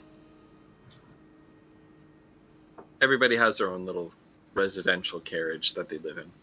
Yeah. What's she gonna do there? She's gonna go about trying to make sure she has whatever it is in her bags that she wants. She's thinking a lot. She doesn't have really any plans. She's gonna kind of busy herself with like maybe she'll actually like brush her horse. Make sure that the horse is like that's actually what she would do. She would go down to the stable and wherever the horses are at the caravan and make sure that they're all rested and fed and doing well and brushing them, and just because she can use that time to just be in her head, because those are like automatic movements for her. Mhm. So Foodle is going to sleep in a bit because he took some hits last night, and I mean in both senses of that word. So he's gonna wake up, maybe to the smell of food or something, and he's going to bolt upright, excited, thinking about, and then kind of sink back down, a little bit worried about talking to his mom. He's gonna take a deep breath and he's gonna climb out of bed and go see if he can find his mom, who's probably working on food. Or probably done with making food by now. Yep. It's like your alarm clock growing up is the smell of mom's cooking, and the two the two of you, through whatever, you know, intention, or if it's just like that's how things just happen to grow in that direction, you almost have it timed so that as soon as the plates are hitting the table, you're up and you're ready to come down to eat. You've put yourself together relatively for the morning, and so you come down to breakfast just as the table's being set. Oh, good morning, Foodle. Good morning, Mom. Okay, I have a lot to tell you, and Foodle will fill her in. Oh, wow.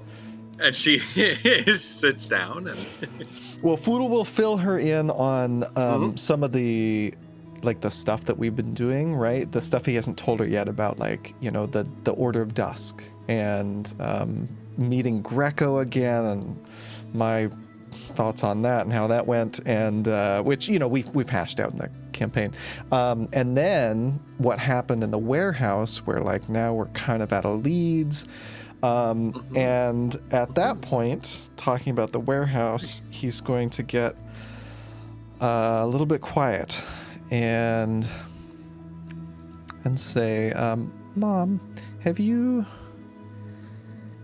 heard that Bill is here? Bill from Lumbrel? Oh, Bill the postman? Yeah, he's alive. Oh, He made it. And that's wonderful news. Yeah, it's he's, you know, it's funny. He wasn't, you know, exactly a best friend of mine, but we knew each other. It was just great seeing somebody from Lumbrel again, and I have 2 bits of good news and 2 bits of bad news, and I don't know where to start, really. Do you... Well, start with whatever your heart tells you to start with. She reaches across the table and she takes your hand in both of hers. You can tell me anything. Foodle's gonna look up at her after a brief pause and say, Mom, your sister's alive. She's here in Lysantia. Lorilla, she's here. Lorilla? She's the one who saved Bill's life. She kind of saved our lives, too, in that warehouse. She and 2 other I think it was 2, Bill and somebody else, they were all there.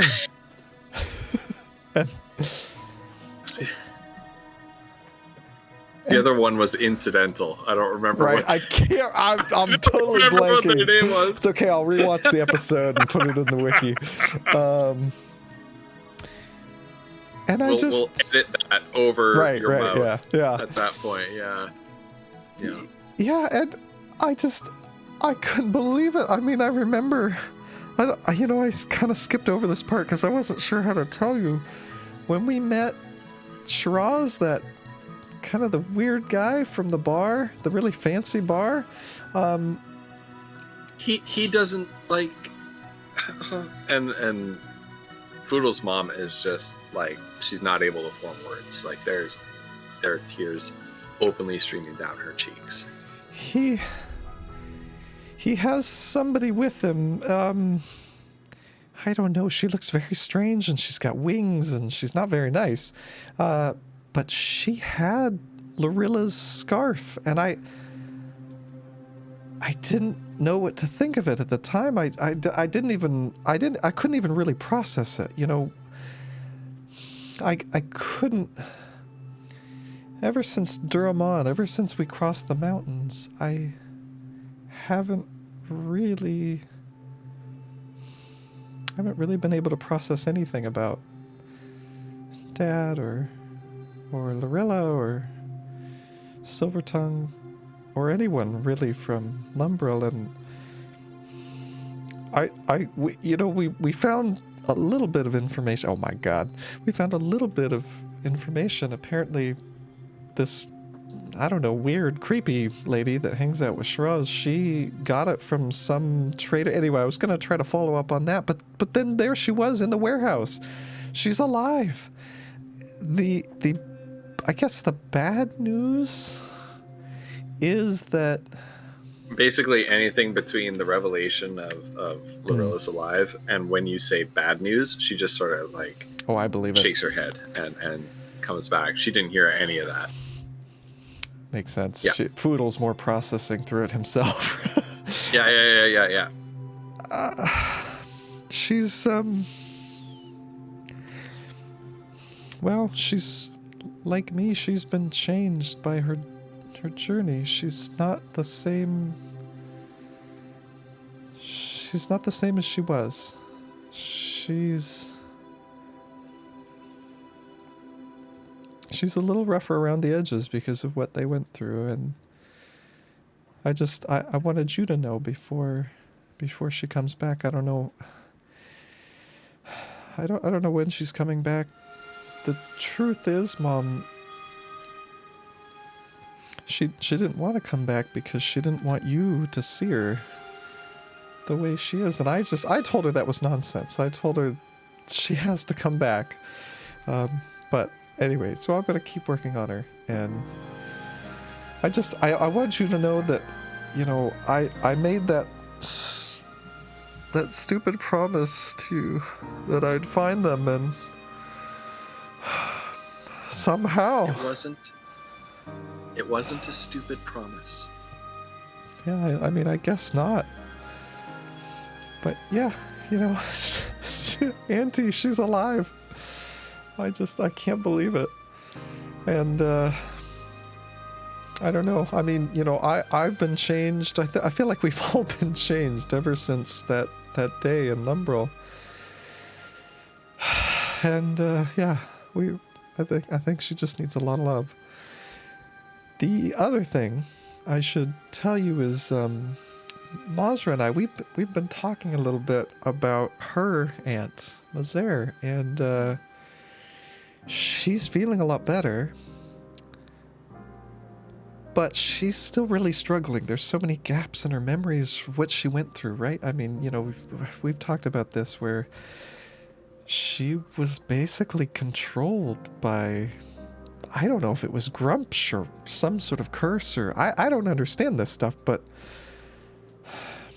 anyway, she did some terrible, terrible things, and I think she's working through that. She's working through the guilt, right? And trying to figure out who she is and what she's done. And Mazra had a thought that this community that you've built here could be a great place for her to, you know, find peace, find some love, find some acceptance for who she is, and some help through what she's going through. And I just wanted you to know, because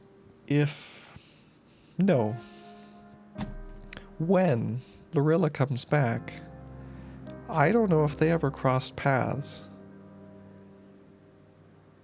but there's gonna be some baggage there. And I don't want you going in blind.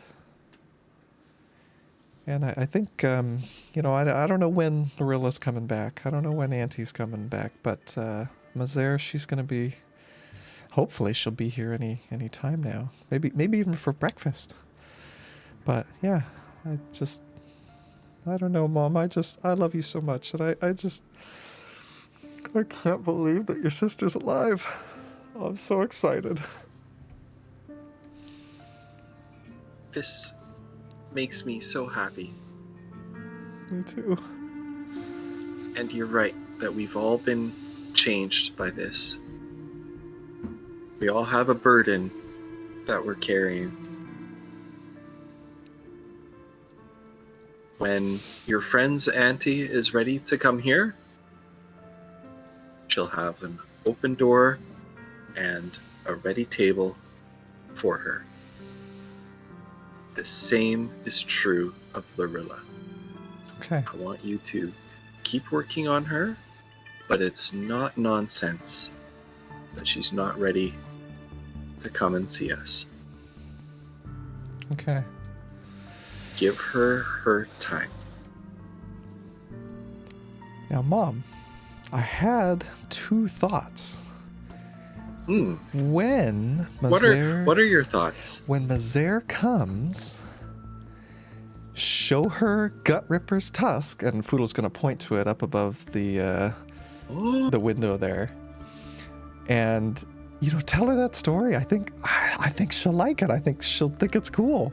I think that's such a good idea. Yeah, and the other thing is, if she's having a really rough day, Foodle's gonna point under his bed to the large sack of smoke leaf.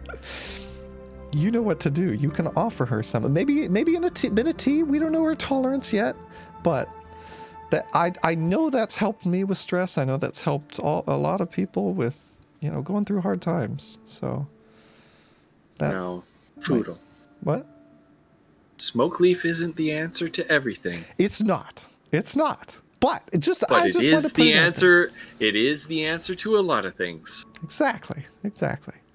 And speaking of Gut Ripper, Dragon's egg. If Lorilla gets here before I do, hide Gut Ripper's tusk, because I want to tell her that, and I want to show her that myself. Okay. Perfect. Okay. Thanks, Mom. Perfect. Yeah. Foodle's gonna give her a big hug. You're the best. And thanks for breakfast. This is delicious. How's that dragon's egg doing, Foodle? Yeah, where is that thing? Mom has it somewhere. Yeah, you gave it to your mom. Oh my god. Oh, that's right. That's why it's not in my inventory. Yeah, oh shit! I was like looking. Yeah. Right. Too wholesome. This is Like, too we've been a while wholesome. since we talked about that, So but that's there somewhere. Foodle's poking at his scrambled eggs, and he's like, "Wait, Mom, has there been a change in that? The big blue, She frowns a bit and looks down at your plate and says, "I don't know. You tell me." Mom, please tell me you're joking." I'm joking. Oh, you silly. You silly. Oh my Oh, goodness. Foodle. Oh, Foodle. It's always so easy to get you going, just like your father. Time. Oh, I thought I was eating it. Oh, Mom. Oh.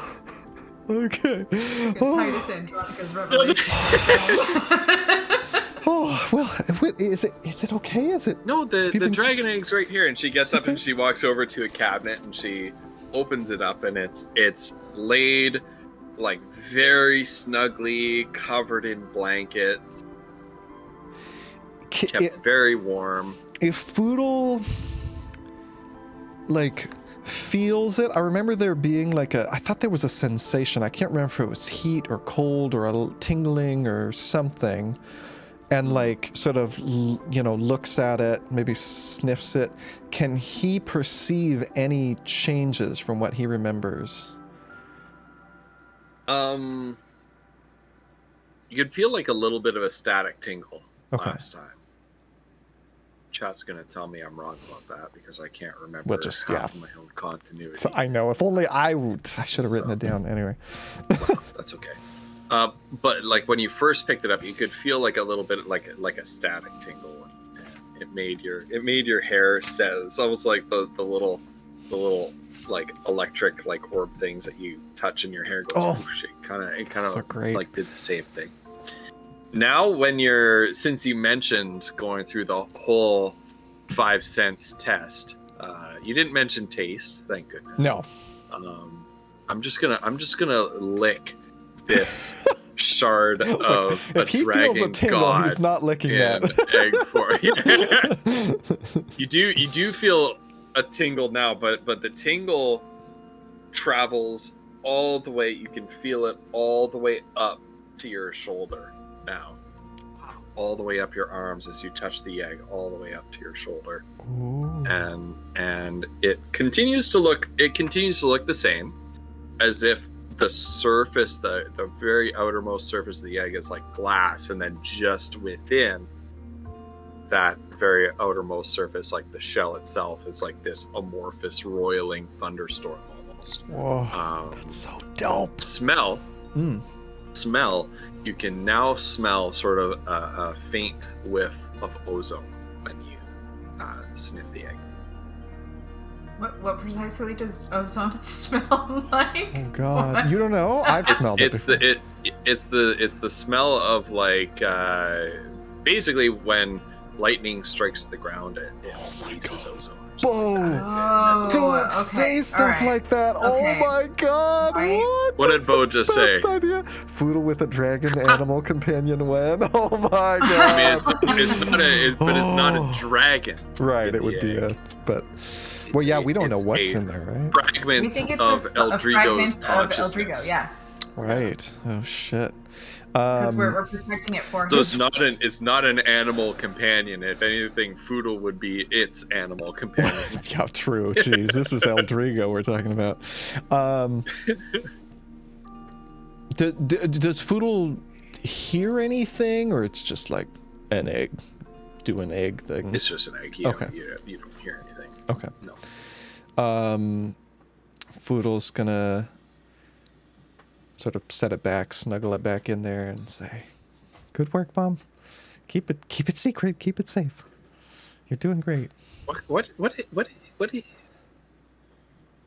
I mean, you said it's a very important egg. Yeah.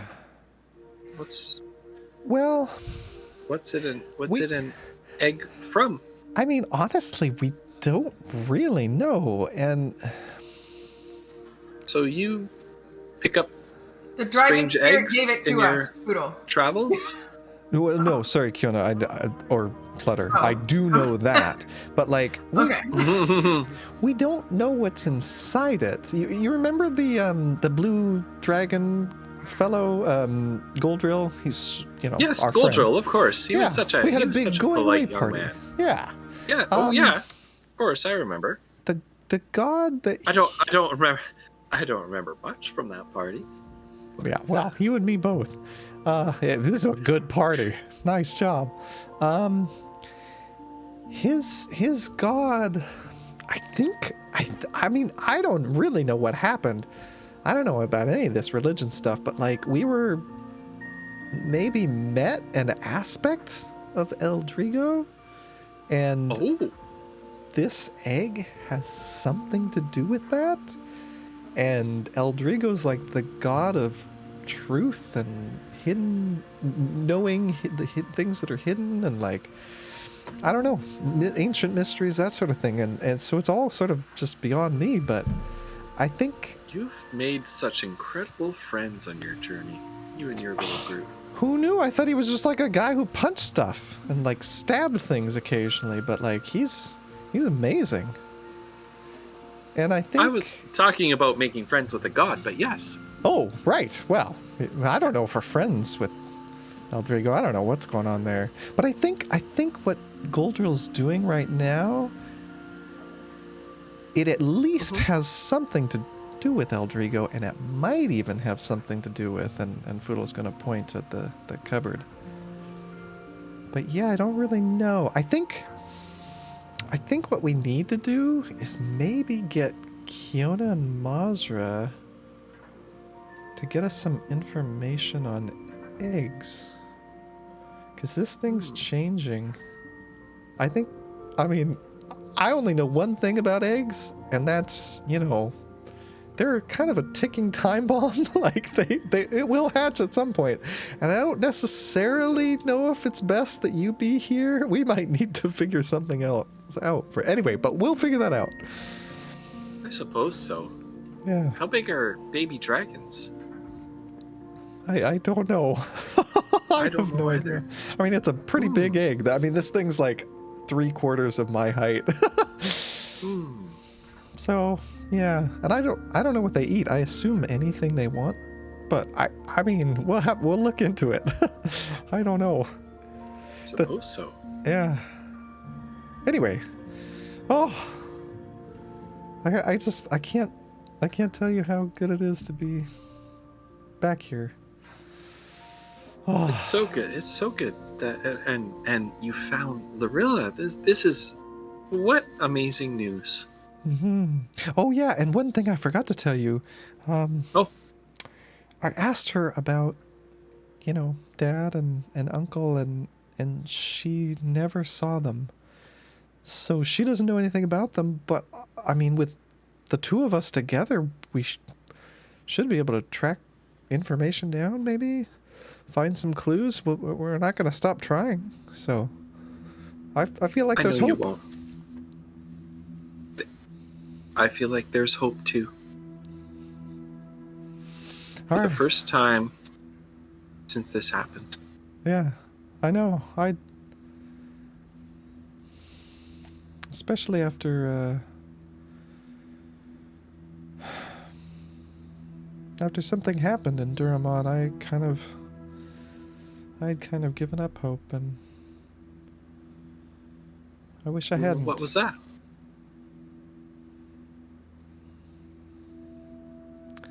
Just something somebody said to me. What was it? Oh, She takes your hand in hers again. doesn't really matter now. They were wrong. Okay. You know Okay. what, Mom? I think we need to. I gotta go get Mazer. I'm gonna go see if I can find Mazra and Mazer. I think Okay. she's gonna love it around here. I think so too. All right. Thank you for telling me this, Foodle. Yeah. I don't keep anything from you. You're the best. And Foodle's gonna give her another You're the big best. hug. And Foodle's gonna skip out the door and go find skipping all the way, skipping up to Mazra. What are you doing? Hello! Mazra, it's such a great day! It's too early for this. It's never too early! Well, okay, I don't know if I believe that, but it's like mid-morning, Mazra. I think it's time. We should get Mazer. She's gonna love hanging out with all of my gnome friends. She's gonna love the Lumbrel community. She's gonna fit right in. Your family was okay with it? Yeah. Oh, yeah. Mom's going to take good care of her. Also, I have information about the package, but I should wait until we're with Kiona to talk about it. All right. Okay. I mean, assuming she got back from whatever she did last night. Yeah, we should go check if she's here, if any of the guards are come in. Otherwise, we could just meet her in town. I don't mind. I was thinking about doing some, shopping. I gotta pick up those potions. I got this snake meat down in the sewers. I want to see if we can sell it. Come on, somebody's gonna want this stuff. It's disgusting, but someone will. I actually thought about giving it to Mom, see if she could make anything about it, but I don't even think. Ugh, I don't know. Don't give your mother's sewer meat. I know. Yeah. So I'm gonna see if we can sell it. And I was thinking, Mazra, you're really good at this. Do you want to see if you can sell it? You can keep any of the money you make. Okay. Perfect. You can have 10 pounds of, where is Goodness. it? Sewer Oh, snake my meat. Is that what you labeled it in your inventory? Sewer snake meat. And I made a note that it smelled awful. So 10 pounds of that. I like that Foodle doesn't even care about the money. He just wants to be able to say that they sold sewer snake meat. I mean, here's the And thing, that Mazra. Mazra so readily accepted keeping the money. Yeah. Well, here's the thing that I was thinking, Mazra. What if it's like, I don't know. What if it's like a rare creature? We should check like apothecaries or like magic people. Maybe they need it for recipes or stuff, right? Like, I don't know. I assume everything from every creature is potentially worth money. See? And that's the way it was in the forest. I think we should try it. All right. All right, well, I'm going to delete this from my inventory, assuming you've added it, because I am right. very close to my weight limit. Foodle can't carry much at all. All right, that shit is gone. Sewer snake meat. Get the fuck out. All right. Well, I mean, we should go find Kiona, right? Sure. Oh wait. I mean, do you want to take my aunt over there now, or you want? Yeah. Let's take her over now, and then we'll see if. Is everybody okay? My cat got spooked, and she went. Oh my god. My goodness. If it's all the same to you guys, can we just like brush the auntie and mom thing to one side for now? Yeah, I feel like we've covered it. Yeah. I would like to move on instead of me role playing a conversation with myself. Look, Yeah. We No, can I'm do good. that. join our windbaggery. Yeah. If you want anybody to do a one-person play, it should be Flutterdye, not me. So we bring her over there, and the gnomes. So there's like a gnome playing a tiny violin, and a gnome on. Oh like, my goodness! She banging gets on like the a drums. live band to welcome her. Well, this is just what some of the gnomes do. So they're like one's just banging on one of the chairs there as a drum, and like one's got like a little piccolo type wooden thing, and there's like half a dozen gnomes dancing, and Poodle's mom comes over and welcomes her in, and, and tells her the story of Mazer looks as equally awkward in the face of all this as Mazer does. Mazer's just like also Bongmaster, thank you. Yeah, I love this name. All right, so we dropped off Auntie with Mom. Okay, let's go check Kiona's cart, right? Her wagon? Yeah. Unless you want to stay, this is a great song. They're gonna do a jig. Mm. Oh, all right. Mazer, you can leave if you want to. You're not obligated. Okay, let's go. No. I think I'm gonna follow your advice and give it a try. They seem very friendly. She's got a very plastered on smile. All right. Well, Foodle's going to give his mom a knowing look and like eye towards the house with the big bag in it, and then off we go to find Kiona. All right. Kiona, what are you up to when they come and find you? She's not home. She's down at the stables, wherever the stables are. Wherever the horses are stabled. I would guess that they would guess that as like the second place. She's not here. Where could she be? Where else would she be? Oh yeah. Okay. And Foodle's gonna like skip to the stables.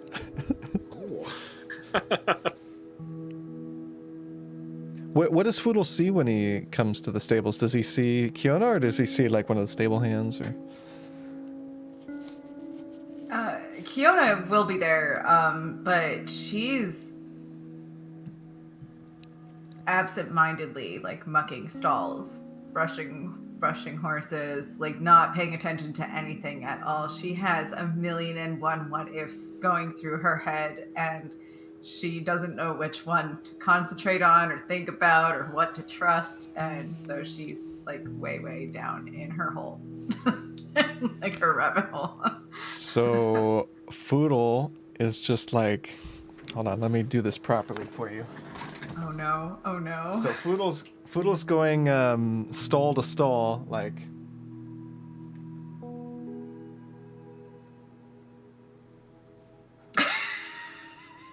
checking each one until he finds you, like peeking in right from the side.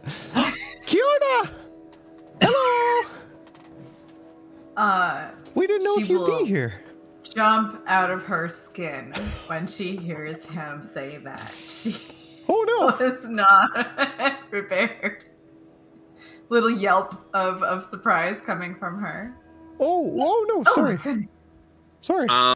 And when you Oh, yelp in surprise, no. you are lost so deep in your. We got 2 on the books. Oh We got 2 no. on the books.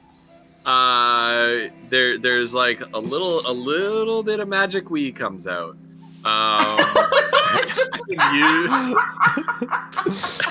You experience a wild magic surge. This wild magic surge is brought to you by either Juan Wonton or Bow the Distance. You rolled one before, and it is up to Bo to decide which one we go with. Unless Juan Wonton happens to be lurking in the chat. If so, then Bo and Juan. They're both can delightful come for to a this conclusion. circumstance, you guys. Oh, This is okay. So beautiful. we got the potted plant is the first one that we rolled. The second one is she rolled a 78. She's casting polymorph on herself and turns herself into a sheep. So either way, she's transfiguring herself Holy into shit. something. It's amazing. Bo, you get to What is- decide if what it's is a sheep she- or a plant. What is she transforming into, Bo? The plant. 100% Alright. plant. Yeah, okay. Well, Alright. there you go. So- She yelps, and as she yelps, she lands on the floor as a potted plant. Oh no. And the as we know that the plant pot, because you're wearing your magical clothes that adapt to your transformations. You recognize the plant, Poodle. So it's one of those, yeah. So it's one of those nice, like, you know, some people wrap their potted plants in like blankets or whatever. That's basically this sort of silvery. I think it's like a shimmery silvery kind of almost material that So- this thing that Sloss Iron made for you is, and it's wrapped around the potted plant. I have a clarifying question. Because Foodle was skipping there, I was imagining that Foodle got there first and was sort of checking each stall as, you know, Mazra might have been maybe entering the barn. Has Mazra caught up, or is Mazra still like? She would have. She would maybe. She's just She is making no attempt to keep up with Foodle. Yeah. Foodle, So I would say no. Then Mazra arrives on the scene. Foodle is going to look out of the stall and see Mazra, like just an eye, and see Mazra down that way, and try to yoink a leaf, stuff it in his backpack, and then say, "Oh no, Mazra, it happened again! Come quick!"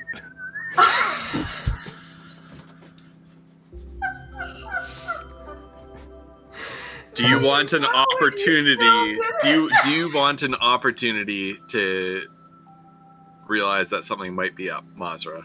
I don't think so. Okay. I think she's of a mood this morning where it's like, whatever.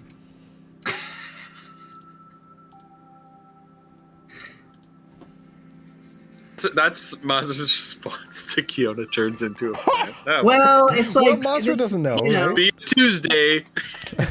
no. It's just no. I think she's seen this before, and she knows that Kiona will turn back once she gets up to the stall and sees that Kiona is a plant again.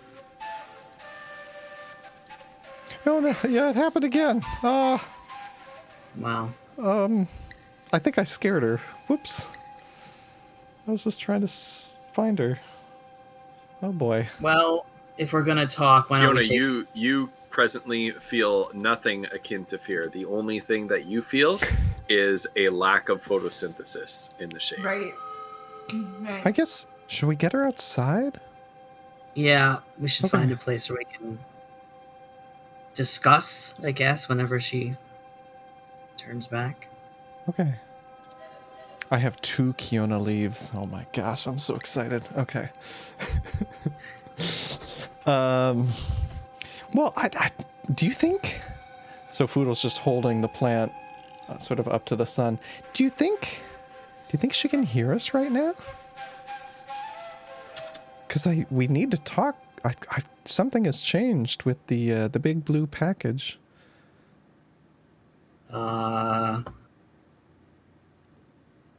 Kiona, Shake twice if you can hear us.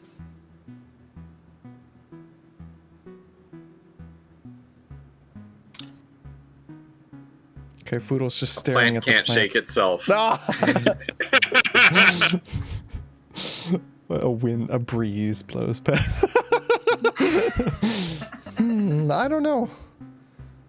I mean, how long does this last? It I don't says remember. until the start of your next turn, or if you drop to 0 hit points. How many So, hit points does a I don't plant know have? out of combat what the start of my next turn is. How many hit points does In a combat, plant that's like 6 seconds, right? Oh So it's my not. God. We've been doing it for longer narrative form. Yeah, than well, yeah, because nobody like Bo gave Right. bits for this. Yeah. No, right. You're a So, plant. Right, yeah. so The plant until for a good half hour. Yeah. Right. Yeah. For a Yeah. while. Yeah. Yeah. So while they're walking or whatever, like she'll just be like, "Well, what do you think our next move should be?" Yeah. Well,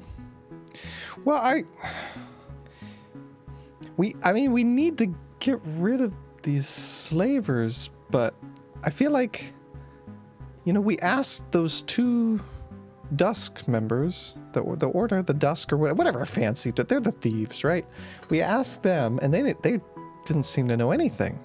And then, Mr. Shadeheart, you told me that you asked he asked them some questions.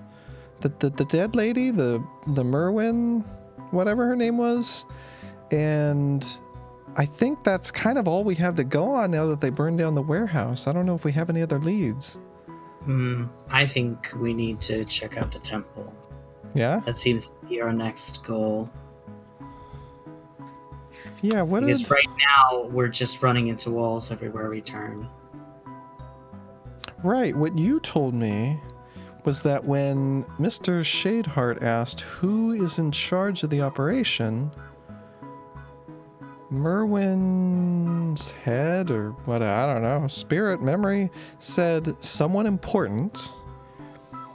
And then when he asked, is it High Priestess Matilda? It was like glancing around to make sure no one's hearing them. Merwin responded, no, one of her agents. So even if it's not her, it's somebody in the temple, right? Yes, but I feel like I've seen this dead talking thing happen twice now, and I don't feel like you can really trust what you hear. So she could still be involved, but that person just wasn't telling the whole truth. Well, yeah, I mean, that's a good point. Like, I don't know how that spell works, but does the person have to tell you the truth? Did Mr. Shadeheart? I don't think so. I don't think they do. Right. So we don't know if the temple's involved, but I think it's our only lead. I think it's pretty much of a given that they're involved somehow. Right. There was also that guy who preaches outside the front that they told us about. Right. Yeah, and then... Maybe... Go ahead. Go ahead. No, go ahead. She's like, well, maybe we can, if we're going over there, we can catch him. Yeah. Talk to him. Yeah, that nice... Oh, go ahead.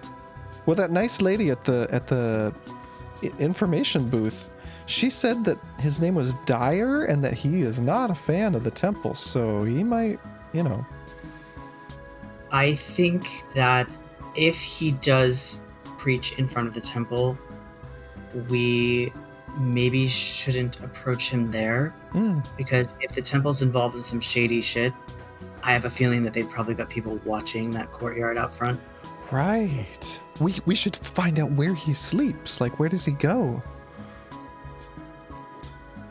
See if we can, I don't know, maybe find him somewhere off the main plaza.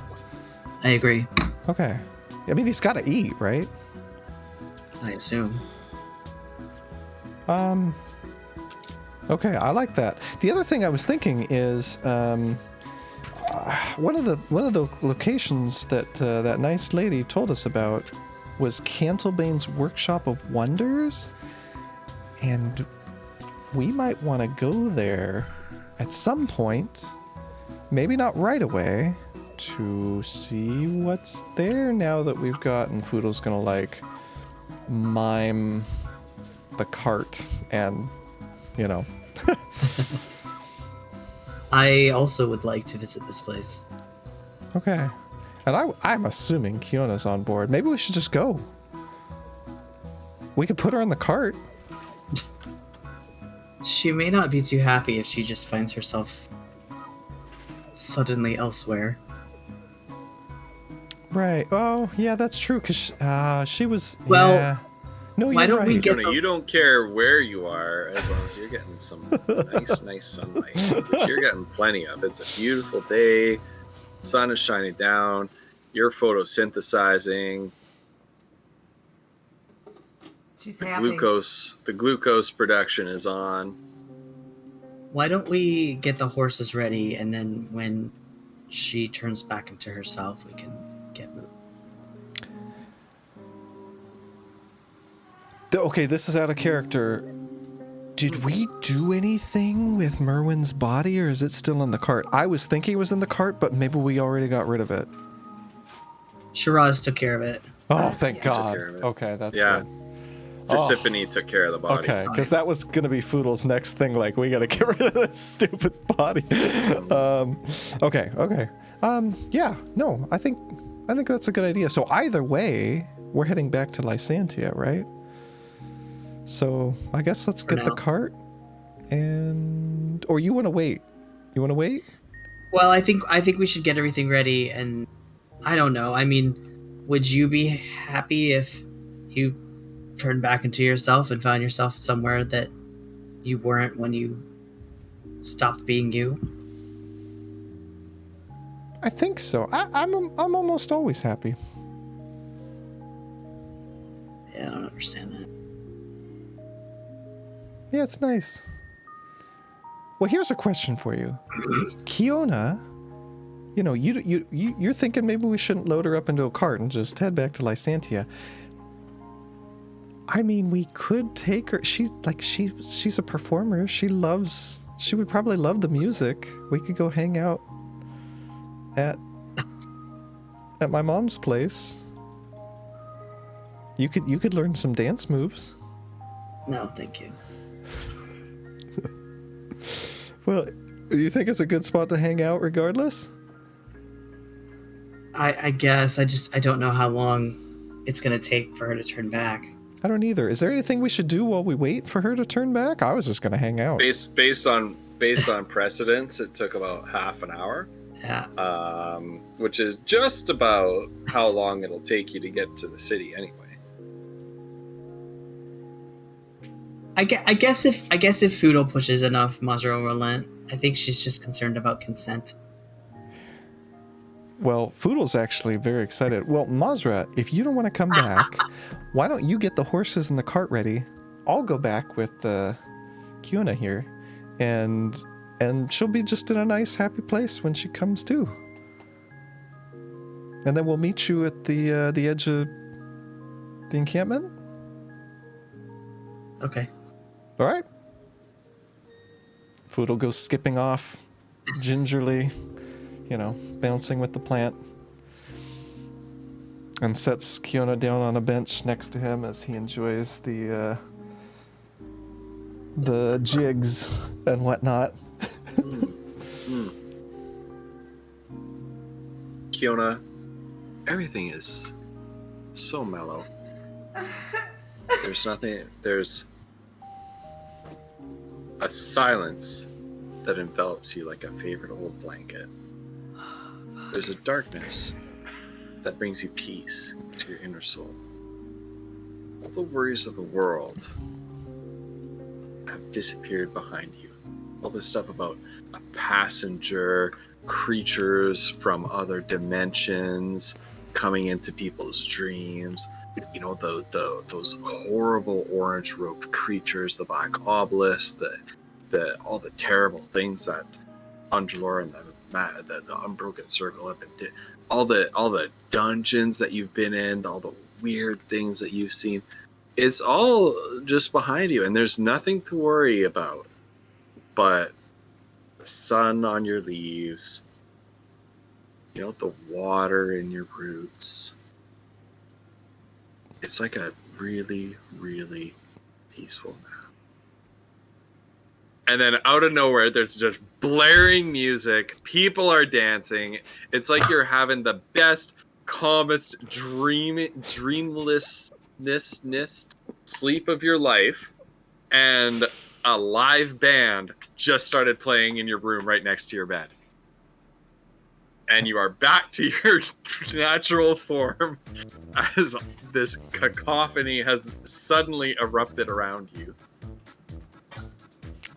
Foodle's just bouncing next to her.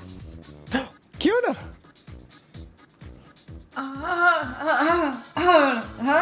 So, That's me.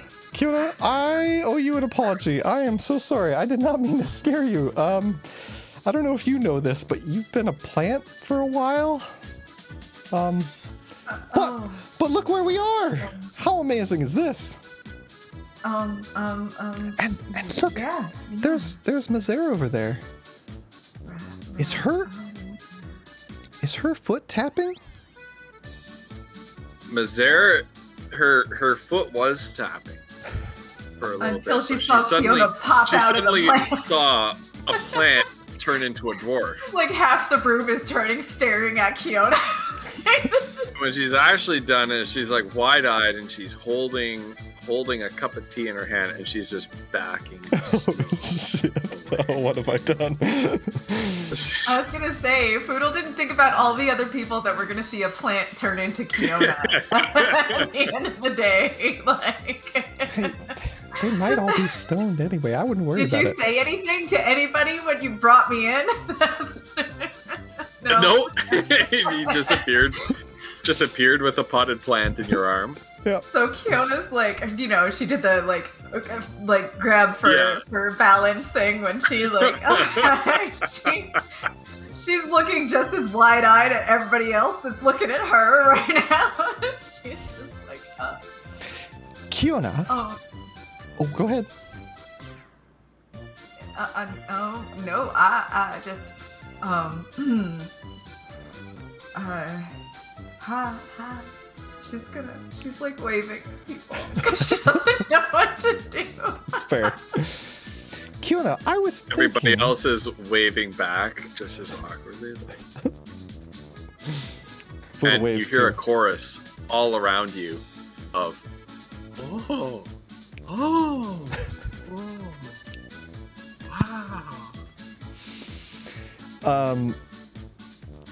Kiona, I was thinking about this while, I should change the music. Hold on, that's enough of that. I changed it to polka just because I thought it would be fitting. Yeah. She's a dwarf, yeah.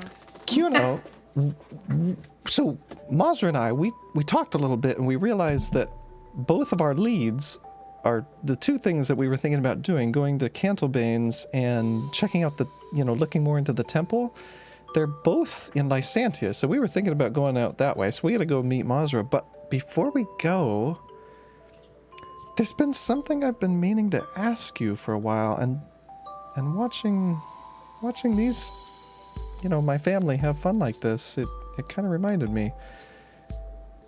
You're a really talented performer. Do you think you'd want to put on another show for the caravan at some point? Is that something that we could help with? I don't think you've done one. I mean, maybe, but I don't know. With my magic, if it's a great idea. She's really, like, half of what he just said didn't really register. She's trying to put back together what happened. She's probably still has the you were a plant. She was brushing the horse with in her hand. Yeah. You have been a plant for the last half hour, and then we're suddenly assaulted with a live polka band.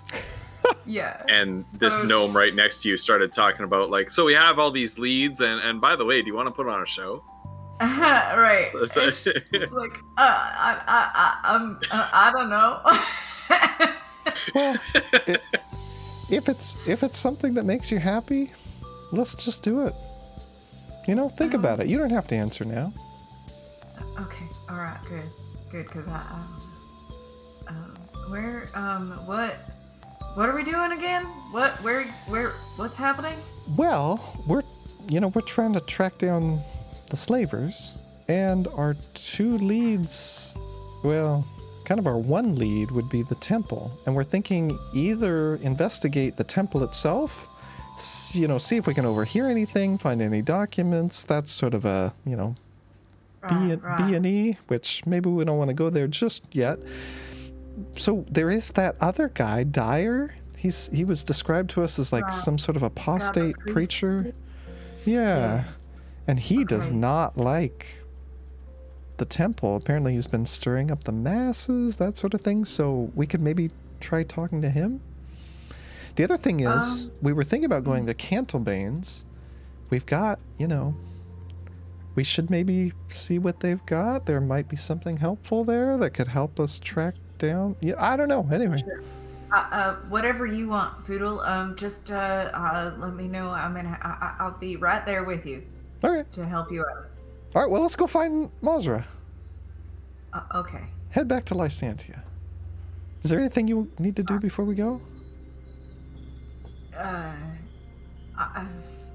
Fiona checks to make sure she still has her pack on her back, and she'll tuck the brush back into it. And I think I've got everything I need. Okay. All right. Well, let's do it. And Foodle's gonna wave to his mom and the other gnomes and give some farewells and skip off to. Kind of give them a little bit of an apologetic little wave on our way out,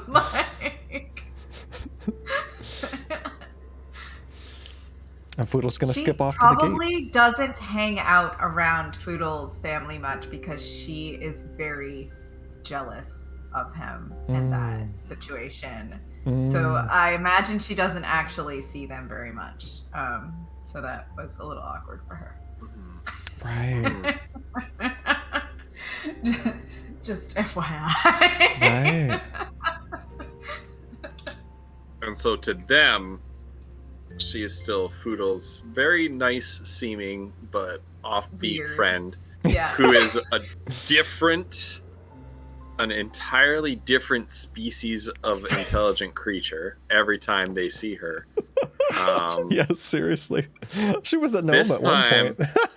The only This thing that time she follows happened is to her be red a hair potted and plant. potentially her outfit, because her outfit has a theme every time it changes, but it's not wholly the same, but it's the red hair probably that gives her away like that. Right. All right. Well, we'll meet Mazra at the gate and I think head off. Now, as they're on their way to Lysantia, Foodle's gonna talk about, well, I can just say it. It's not that long.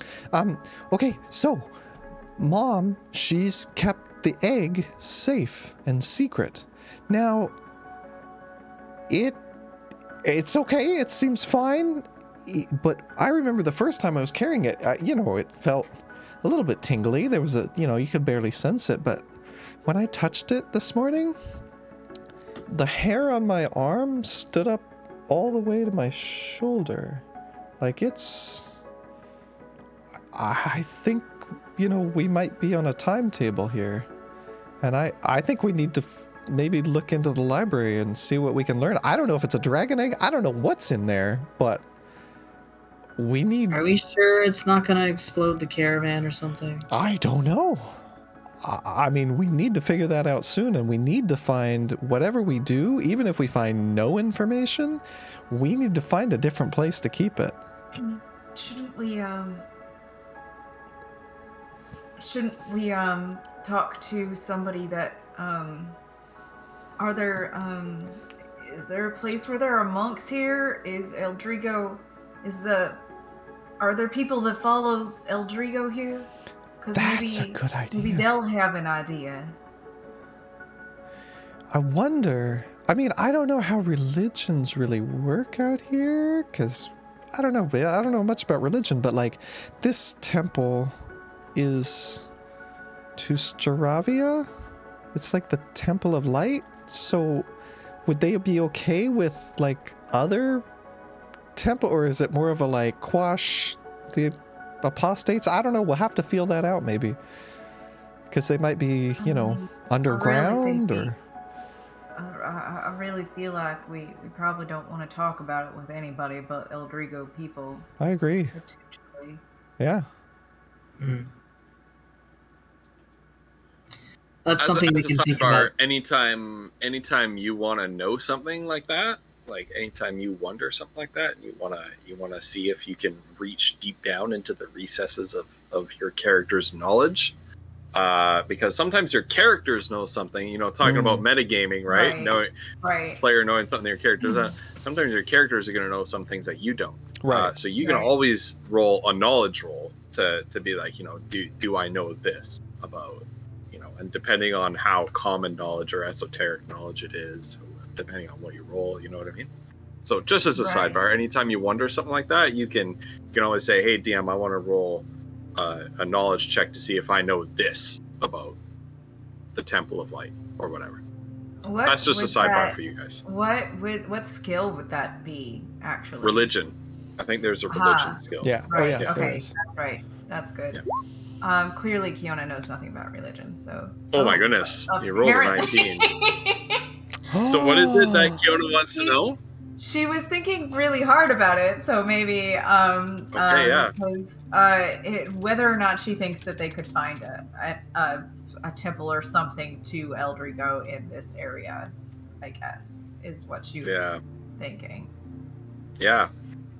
So if she's going to find a temple to Eldrigo, you remember that the followers of Eldrigo are not much one for big cities. Eldrigo as the god of ultimate truth, including like uncomfortable truths if need be. The city is to the followers of Eldrigo a place where there's a certain amount of facade to people, and, you know, that comes with urban living, according to their worldview, and so in order to be fully truthful to oneself, it can mean removing oneself from civilization. More, you know, more, I suppose, extreme and devoted followers of Eldrigo might be hermits, but the majority of them cloister themselves into monasteries on the outskirts of small towns or deeper in the wilderness and more unreachable locations if need be. Not to say there won't be perhaps some individual followers of Eldrigo in the city, but there's probably, you find it unlikely that there will be an organized presence of that religion within the city. Yeah, I'm not really sure that we're going to find anything like that here. We might need to look elsewhere or find out where we might be able to find someone like that anyway. Right. I guess. Oh. Okay. What just happened? I was trying to. I just realized that I had the wrong chat. Doesn't matter. I was going to try to do it on the fly. Yeah, I guess that makes sense. I mean, his monastery was sort of, you know, it was out of town, and it wasn't even that big of a town. So, yeah, we'll have to ask somebody. I don't know. Maybe we can find another ranger, somebody who explores around. You know, somebody who would know if there's a monastery around. Maybe the nice lady at the booth would know. I don't know. We could ask her. I don't think that lady's gonna have any information for us. Do you think it would hurt to ask her? Like, is it a bad idea?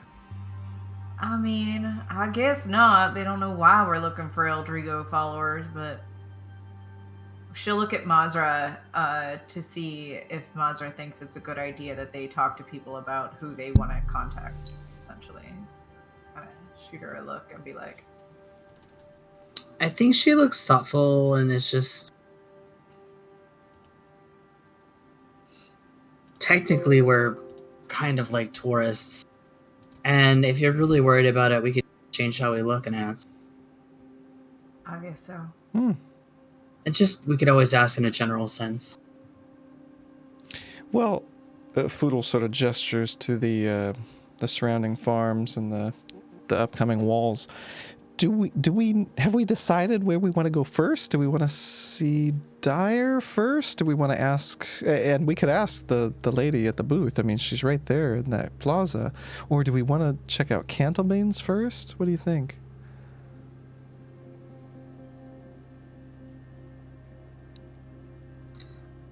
I mean, I think we should at least see if this Dyer guy is there.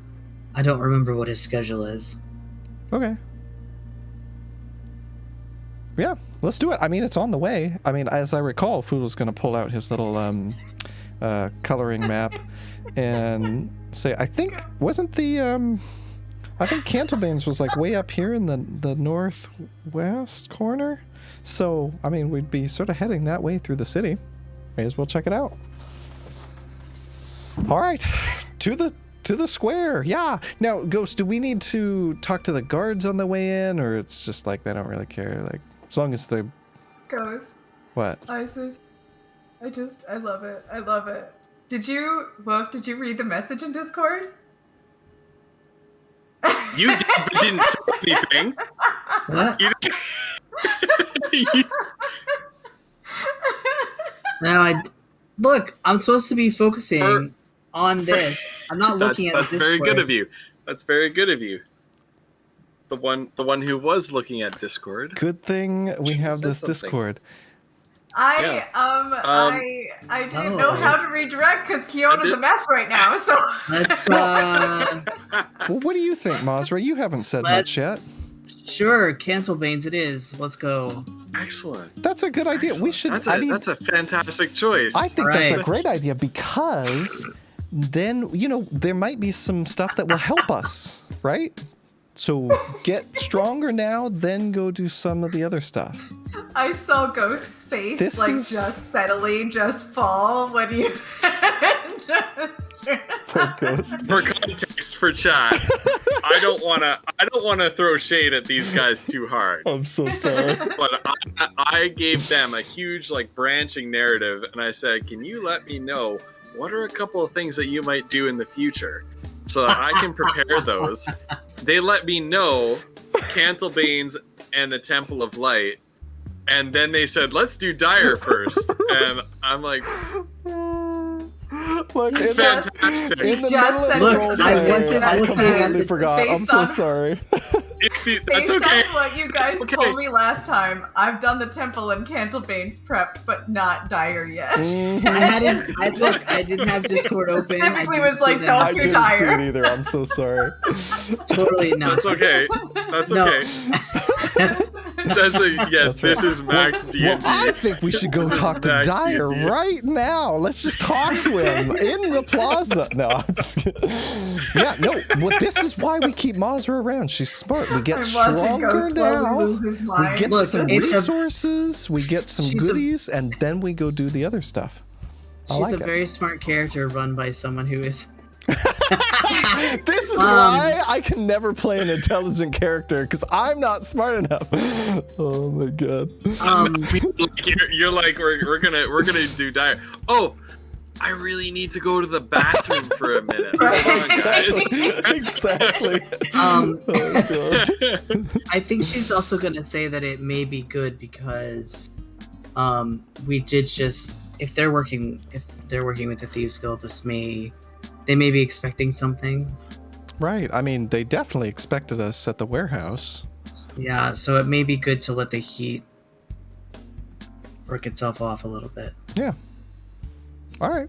Well, screw it. Let's go to Cantlebeans. I've been wanting to go there since the moment we stepped into this city, but these damn slavers. Let's do it. Let's go. Sounds good to me.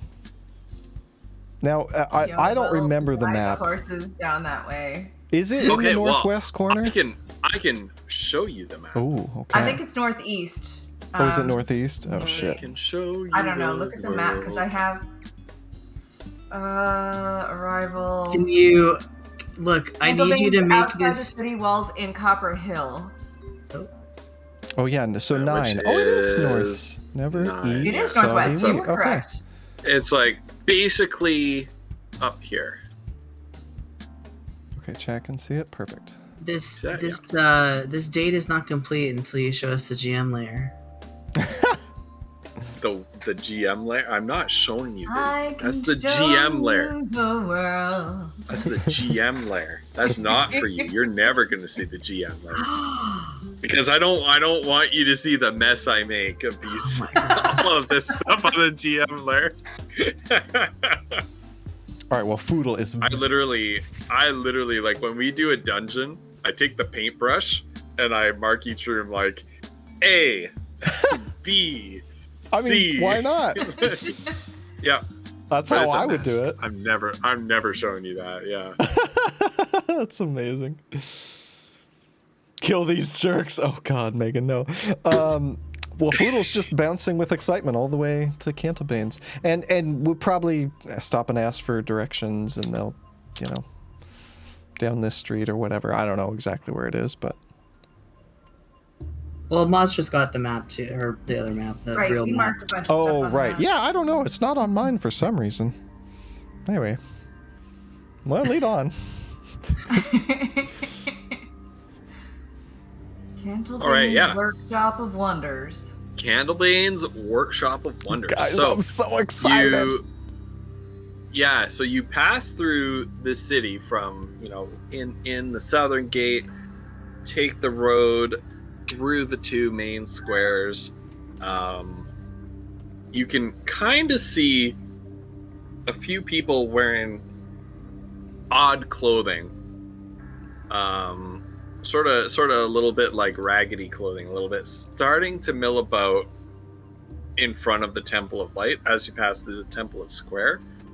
Might be Dyer's followers, but you don't see any sign of a loudmouth, charismatic, incendiary preacher just yet. Wait, we should stop and it looks like they might be wandering around. Poodle Holy doesn't say fucks. that. Poodle doesn't I say swear that. to He God. doesn't say that. I swear. This group, oh my goodness. I love you guys. You very quickly continue on past there. You feel some sort of mystical force almost like spur your horses so that they speed up before you can possibly stop to talk to these people. And continue up that road, out the northwest gate into the district of Copper Hill. Is it Copper Hill? That's right. Yeah. My I gosh. keep getting confused. Copper Cliff is a town near Sudbury, Ontario, where my whole family is from, and you do not want to go there.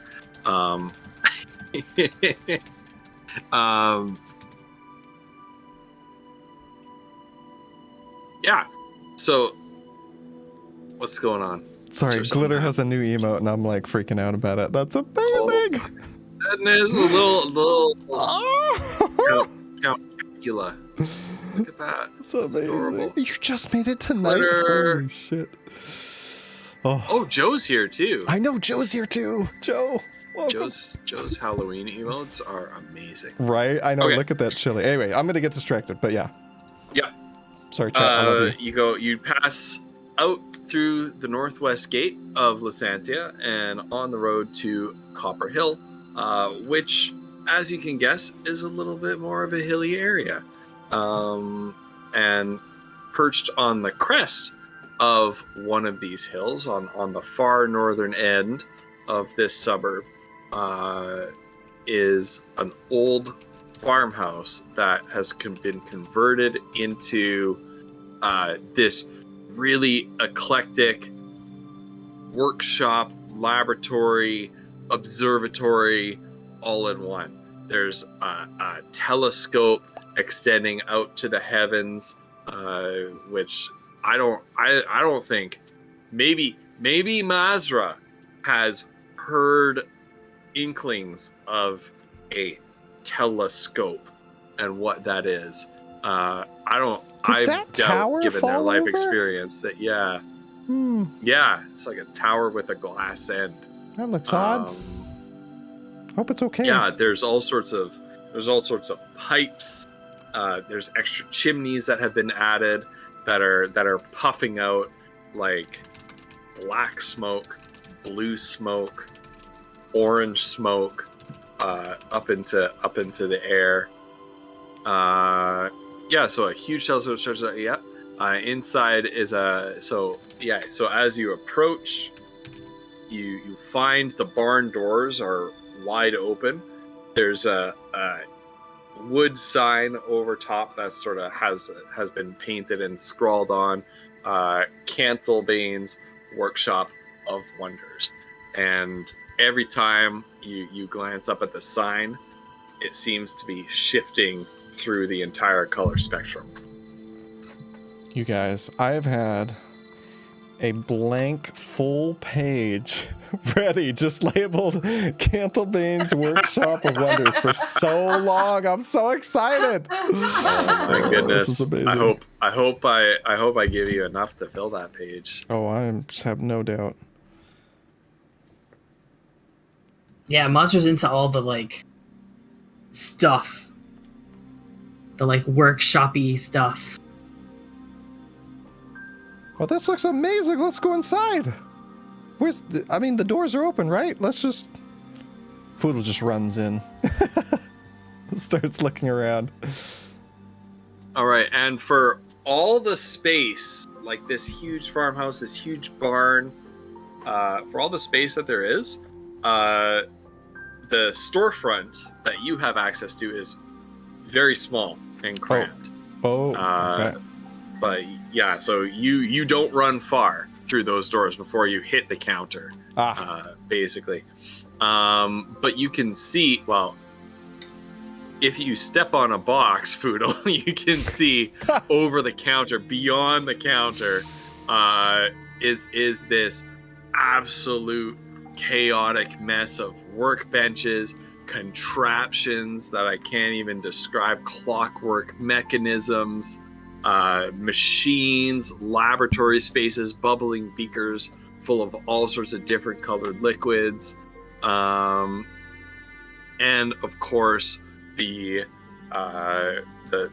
sort of lower end of the telescope, that what you thought was a tower that had kind of collapsed coming out of the building, tapers off into this, this weird mechanism, and it sort of tapers off and then goes up and then down, and ends sort of at 5 feet off the ground. This little last little pipe with a little glass lens on top of it, and you just see schematics everywhere. Some of the drawings on the blueprints match some of the mechanisms, some of the wondrous machines that you see in here, fully constructed, half constructed. Some appear to be just conceptual ideas so far, and have not even been built. Chat, you guys are amazing. Oh my god. Well, Foodle, is there anyone there in the shop? My goodness, a second hype train. I know, that's Sorry. ridiculous. You guys are you guys are way too nice. Oh my god. Yeah. Thank you all so much.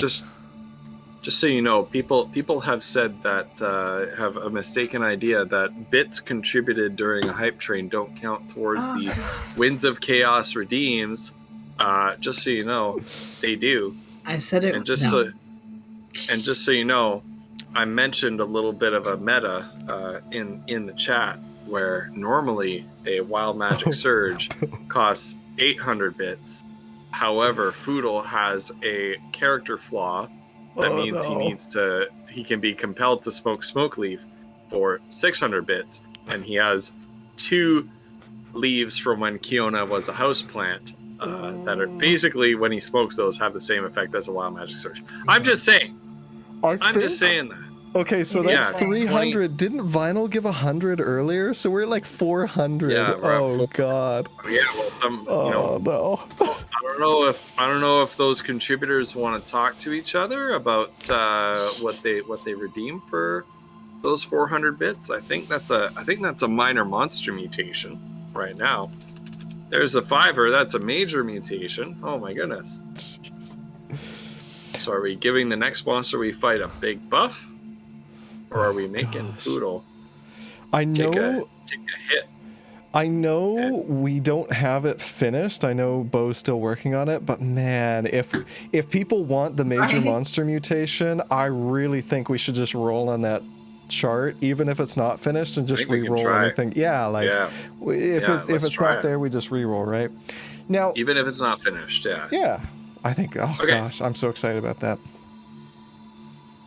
It's impossible for you to tell if there's anyone. You don't see anybody in here, and the sounds of like bubbling, fulminating, alchemical liquids,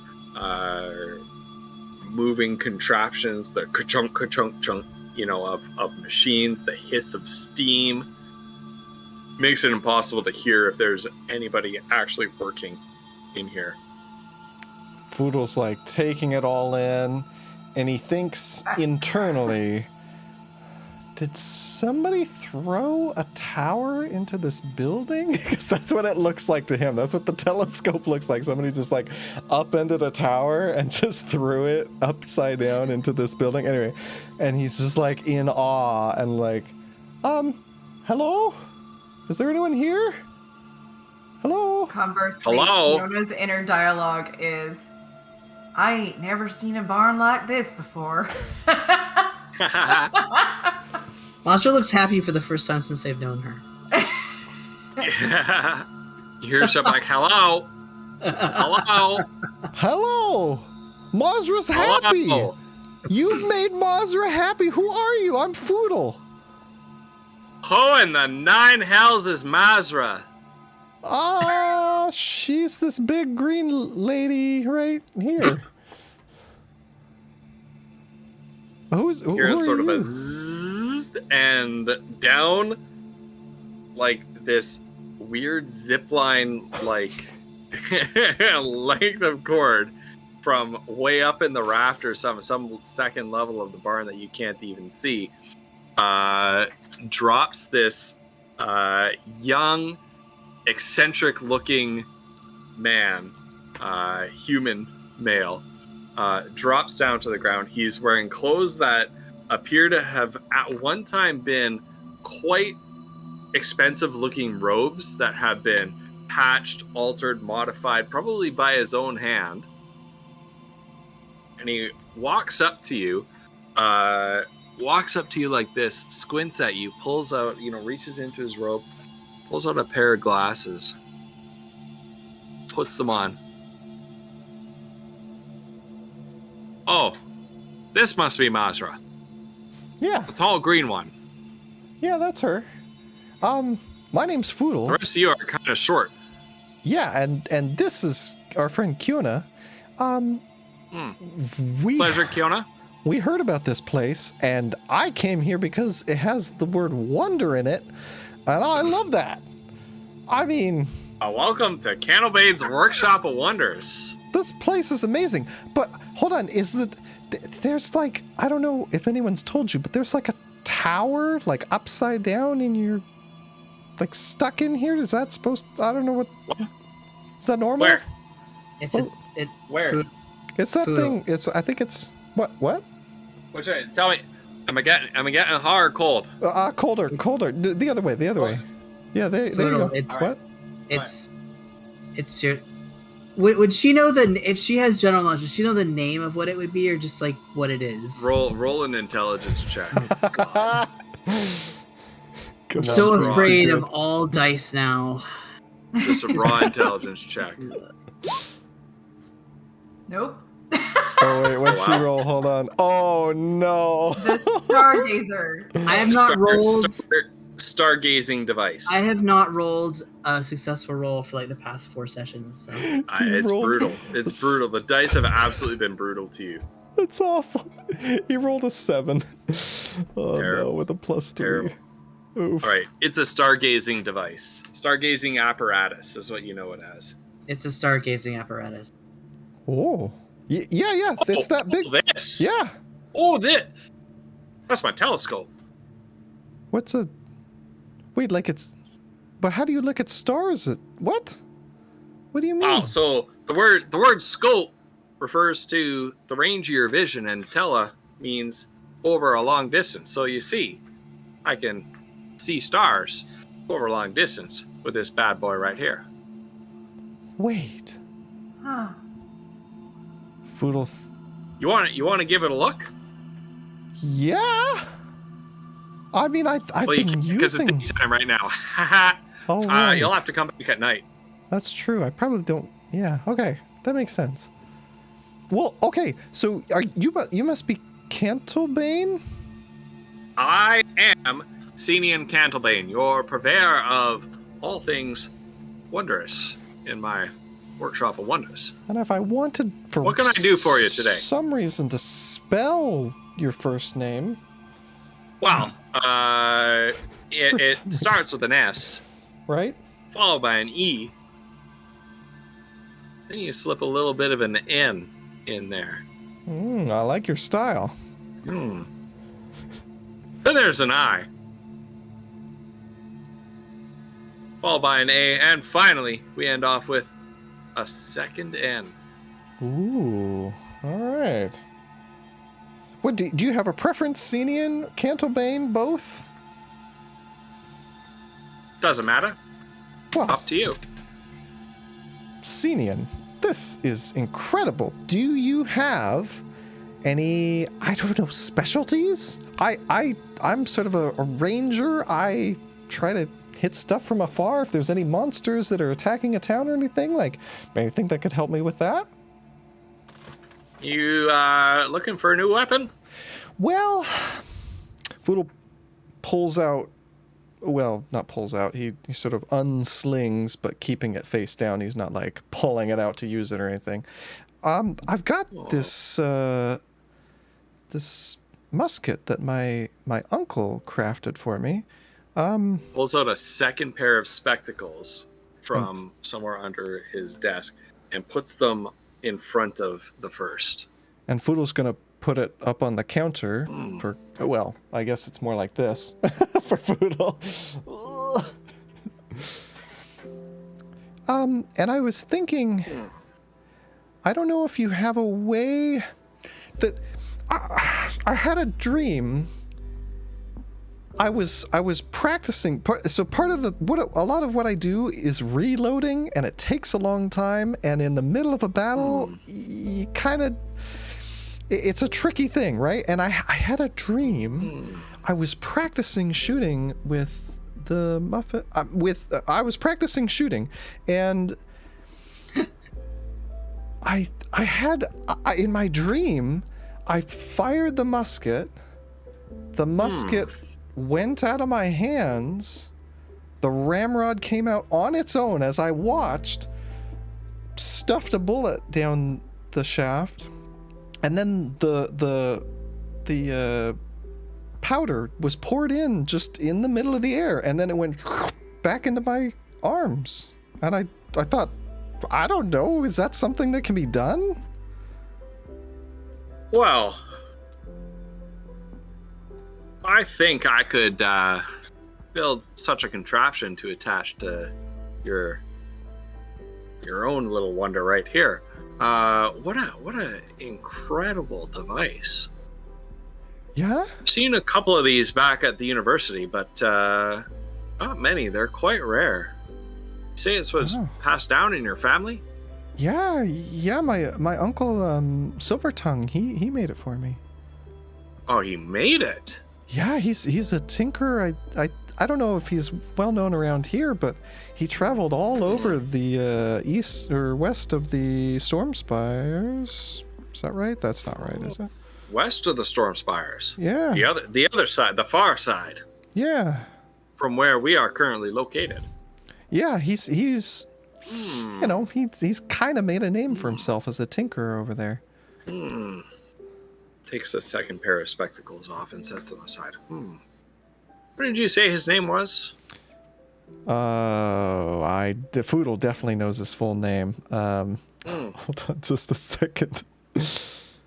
You give me just a second as well. Okay. While you look that up. Okay.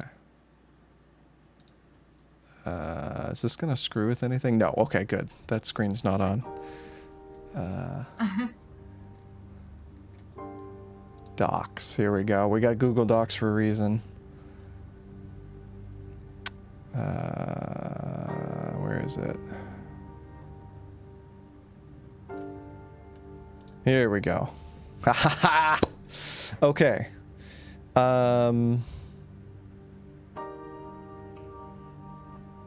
Oh, Foodle's mom's name is Waywocket. That's her first name. Isn't that cute? Waywocket? I know. That's so cute. She's such a That cutie. is super cute. Gotta make sure that we have that for when Lorilla comes back. Okay, so Foodle's uncle's name. When Foodle starts asking this ridiculous question about his gun, and this guy's like, "Yeah, maybe I could do that," Kiona starts like fingering her lasso. She's like, maybe he could make it so it doesn't catch on fire. Yeah, there you go. Oh, what am I saying? Of course I know his the name. knife. His name is Gimbal. Oh my god. That's why I called it Gimbal Shot. Okay. Frick's sake. She's not looking at you, Mazra. She's just thinking it. She just.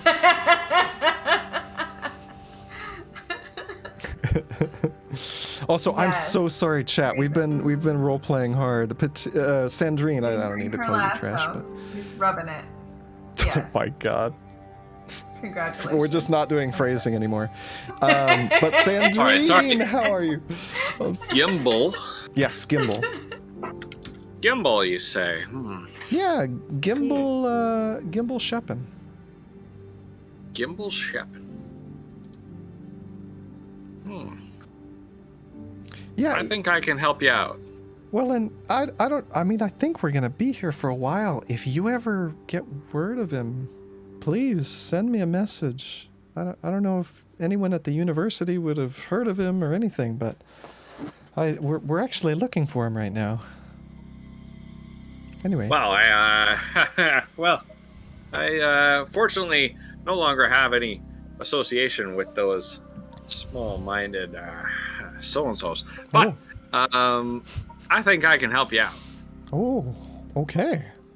What? I think I could even do you one better than some ridiculous mechanical arm slowly moving itself out and automatically reloading your lovely weapon for you. I may be able to make a few upgrades to the structure of the weapon itself to enable. Yes. Okay. Well, anyway.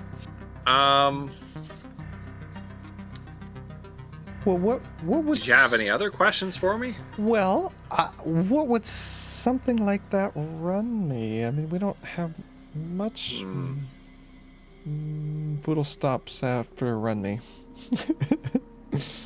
Well, look at this.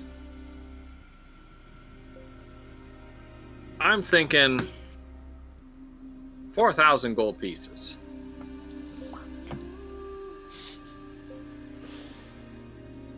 Oh. You are asking me to stretch the properties of this particular weapon beyond what I would call the capacity of mere mundane materials. Right. Ooh. Mazra, do we even have that much? How much now? Well- I was staring at the telescope. 4,000. We do not. 4,000? Oh, shit. Technically we do, but don't tell. I'm trying to get Mazra to, like, she's a businesswoman. If we added it all together, maybe, but. Well, didn't we just get 4,000? I just don't want to spend all of our I can, Oh, money. yeah, that's true. Right. We You did can get see that. a little bit of hesitancy did. on your part. I'll tell you what. I don't just deal in material wonders around here, if you know what I mean. If you've got some little bit of knowledge about the nature of the world that you've gleaned from your travels, as you do indeed look like well accomplished and well traveled adventurers, especially if you came from the west side of the Storm Spires, I might be able to lower the price down for you a little bit. We have some sewer snake meat. Foodle's going to I'm not quietly. interested in sewer snake meat. I will tell you that. That does not sound appetizing to me, nor does it enable a natural philosopher such as myself better understand the nature of the world. What about the eyes of a beholder? Now, that might be something interesting.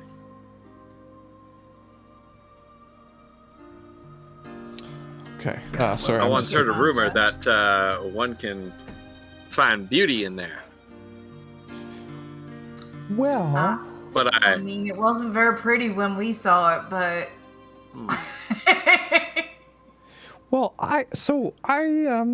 I'm a I was more talking about a trade of information, if you will.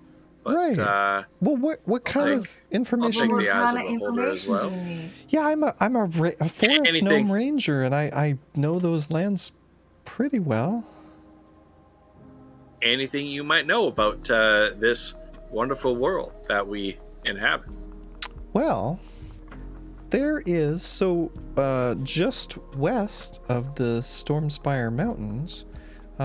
There's a forest protected by a powerful Fae being, and it was threatened, but we Do helped tell. save it. So it hasn't been corrupted or anything. It's, as far as we know, still being protected by this powerful Fae patron of some kind. And there's it's a beautiful land. I mean, that's where I grew up and lived. There's lots of rolling hills. There's beautiful forests and streams. There's I believe a coast. We met a pirate, so there's a large coast. I don't know exactly where it is, Ghost, out of character, but there's a coastline. Yeah.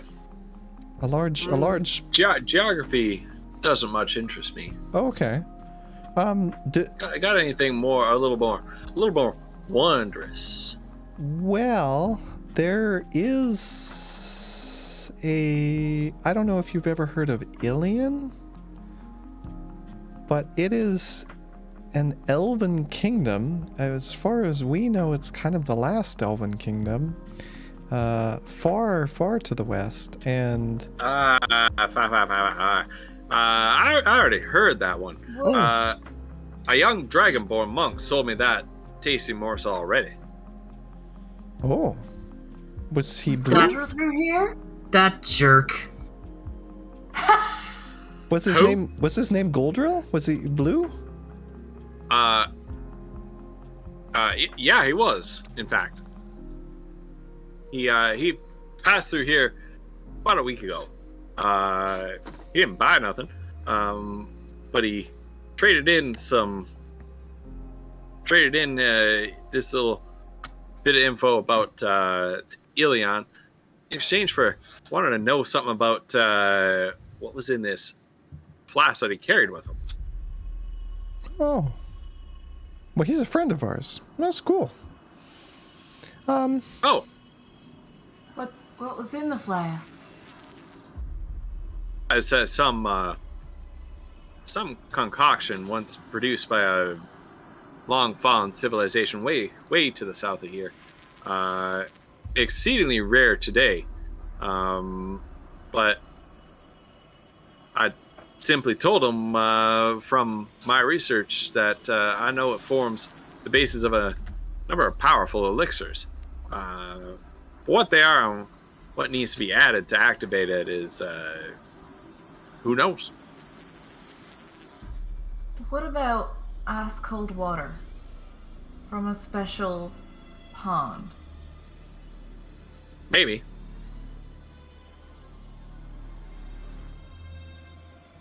But It what wasn't. kind of... It wasn't that. If that's what you're asking me. And if you're asking if ice cold water from a special pond activates it, I don't know.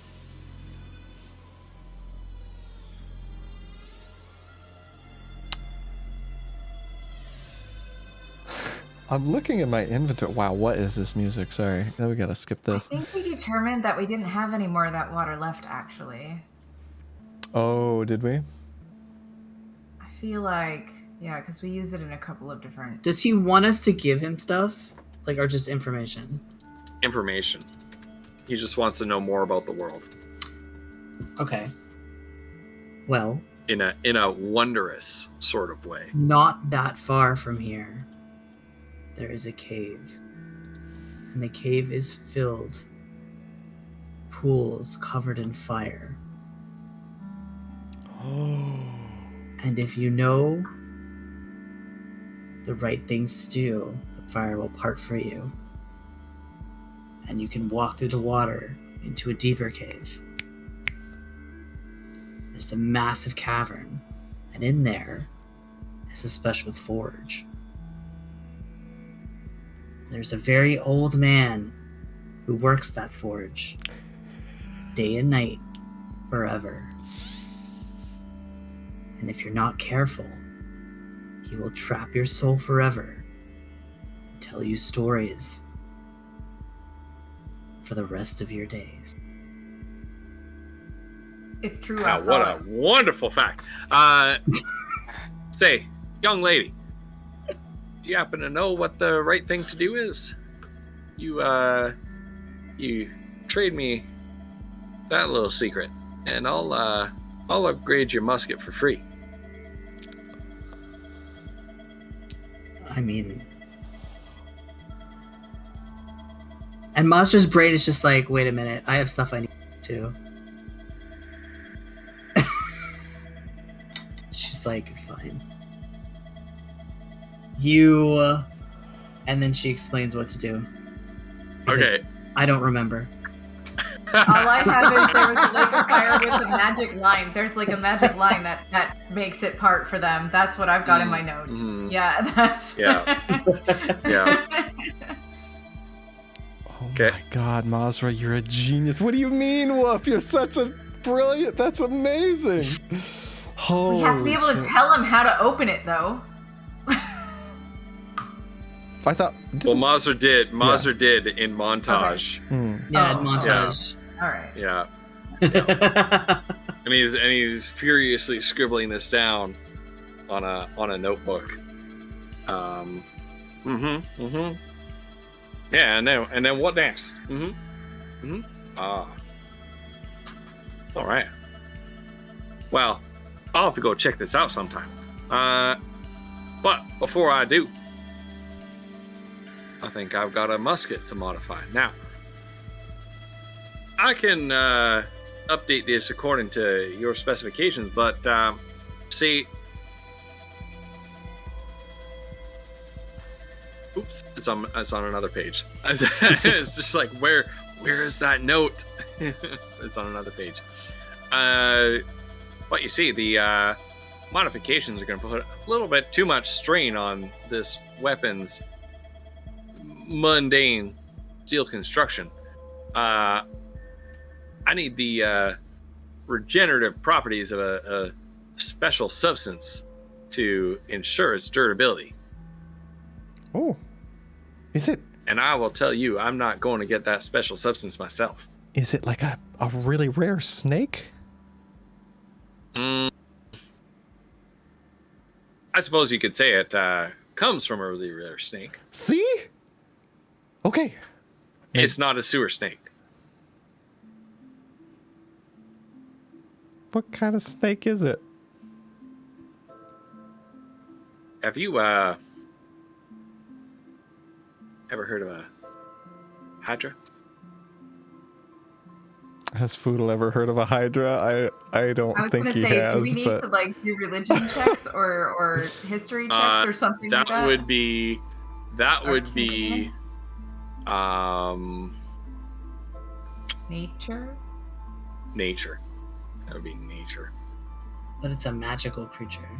Hmm. Count.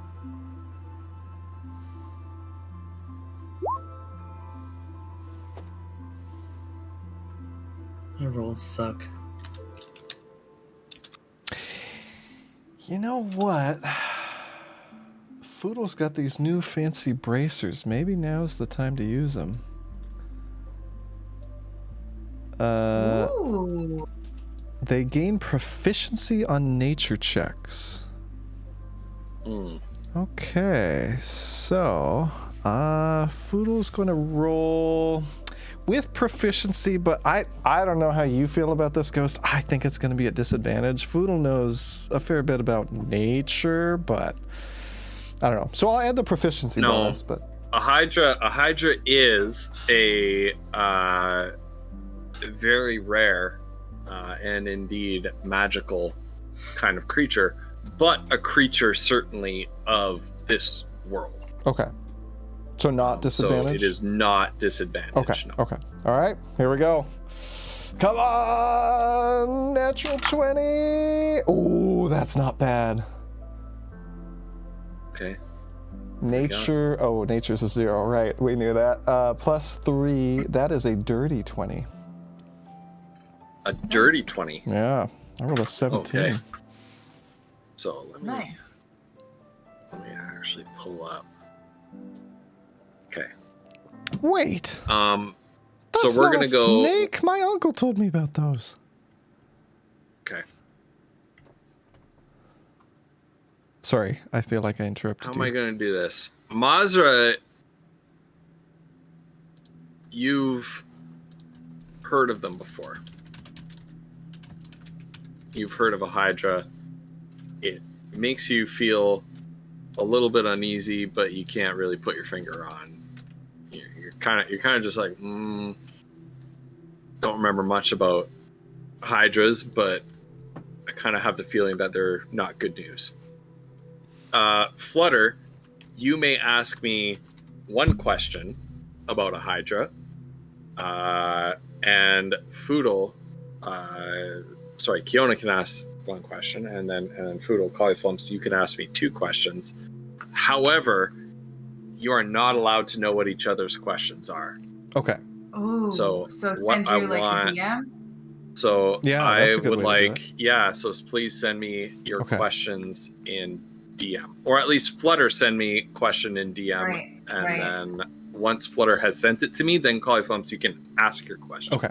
That makes sense. Yeah. That way we don't have to both. Yeah.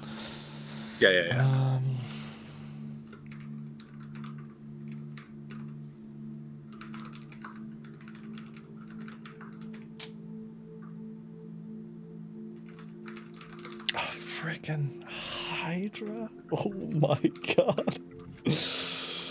What?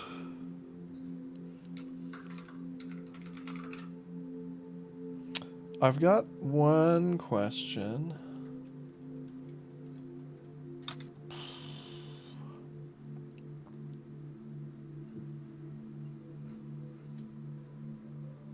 Question sent.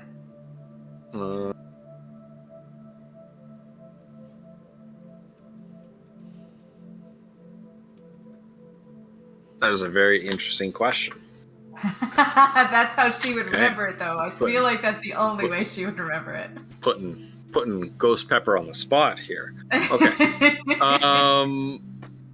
All right, Collie, you can go ahead and ask your questions. Well, okay, so I've got one question for sure. My second question depends on did Cantlebane tell us what we need from the Hydra? Hydra blood. Damn. Okay. You need the regenerative properties of a Hydra's blood to fortify your musket. and Okay. Yeah. ensure Foodle's- that it can repair itself after the strain of what exactly I'm doing to it. Right. Okay. Yeah, I was thinking about maybe if we could sneak up, but I don't think that's going to happen. Well, in that case, does the Hydra obviously it regenerates? Is there any anything we can do to stop that regeneration that you know of?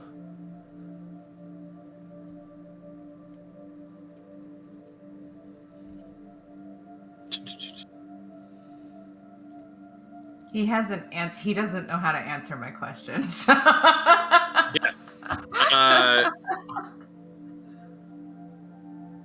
Indeed. Well, there is a way to prevent the Hydra from regenerating wounds that you inflict upon it. Whenever you sever one of its many heads, 2 will grow back in its place, unless you use fire to close the wound that you inflicted upon it. Oh. Okay. Okay. That sounds, I guess, comforting. And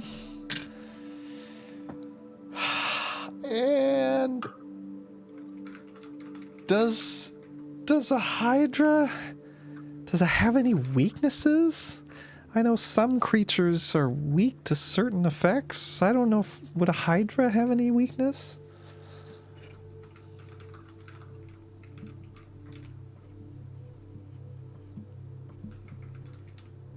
I'm checking that.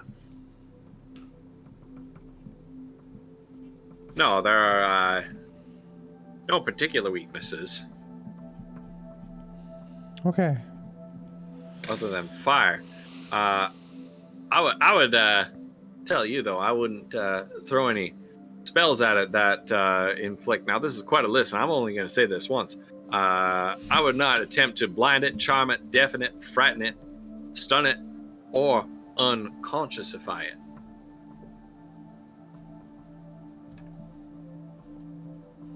Damn, this thing can't be unconscious. What the fuck? Blind, charm, deaf, It has a lot of heads, see? Right, yeah. Knock one out. There's another one right there. Wow, well. Okay. Now, Kiona, you can just ask your question out loud if you want to, because it was very different. I put it in the chat. Can you tell that you don't need to ask this guy because he won't know, but No, for no. chat's sake.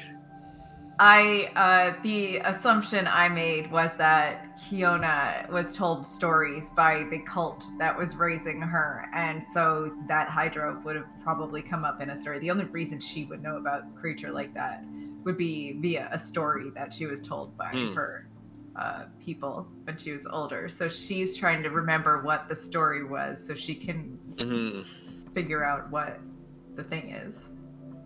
And so the story was about a young man who was half human and half god.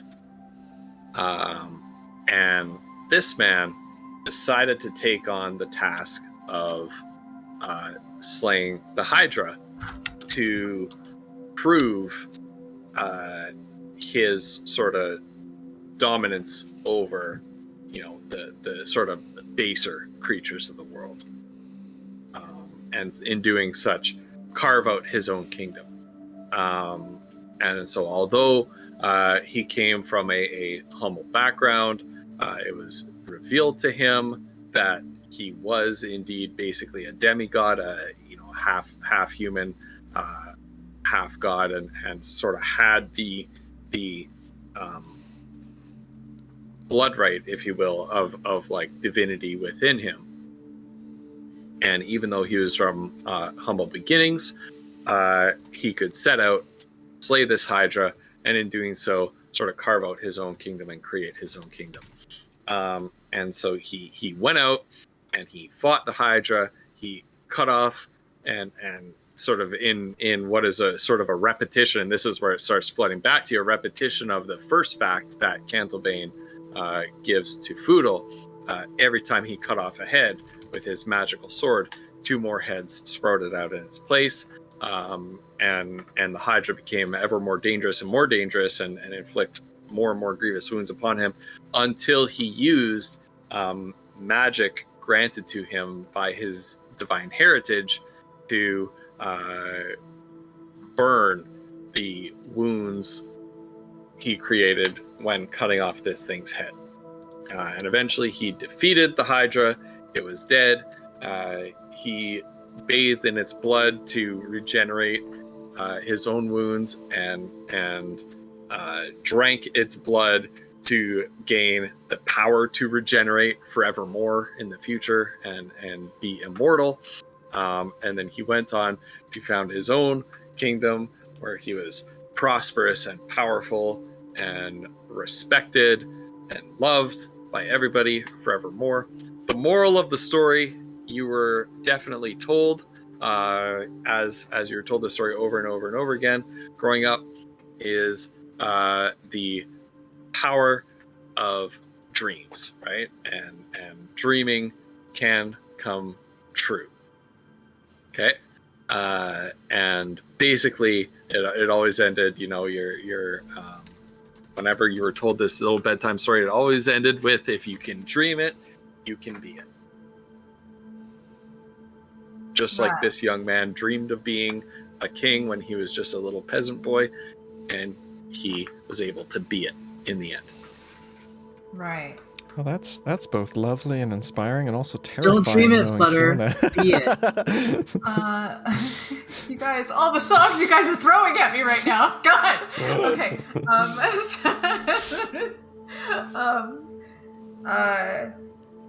Kiona will be like, but that's something that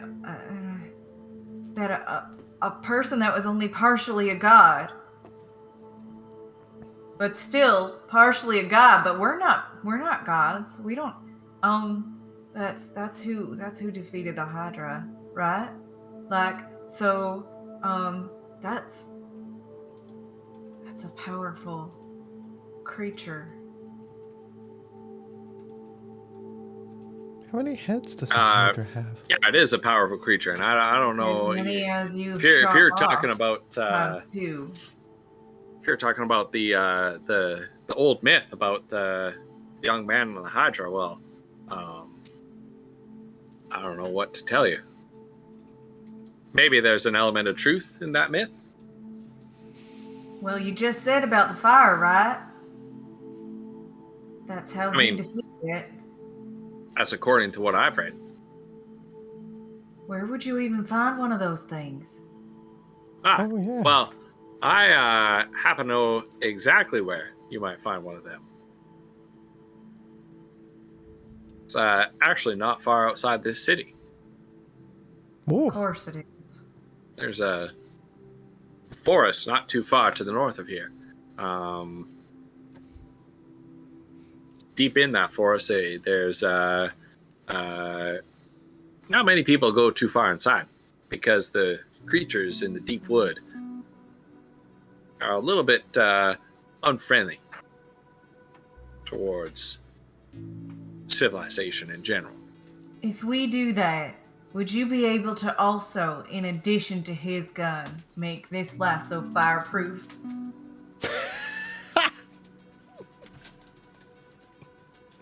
Bring me back a Hydra skull, and the answer is yes. Would you also be able to increase the articulation of this? Ooh. Oh. Now, if you don't mind, if I picks up his second pair of glasses and puts them on, and then for extra magnification, puts on a third. He's wearing like 3 pairs of glasses, one in front of the other right now.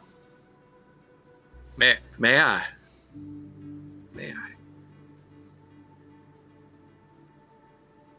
He's just gonna stand doing this until you let him examine the arm. Yeah. Okay. Sorry, your arm was off camera. I couldn't tell that you were. Yeah, so I didn't realize the box yeah. was there. I'm like, Sorry, Yeah. my bad. that's fine.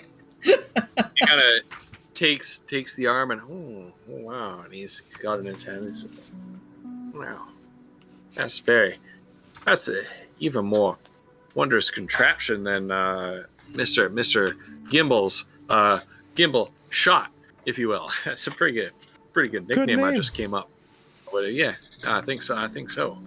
You should try using that. Okay. Who made this wondrous contraption? You.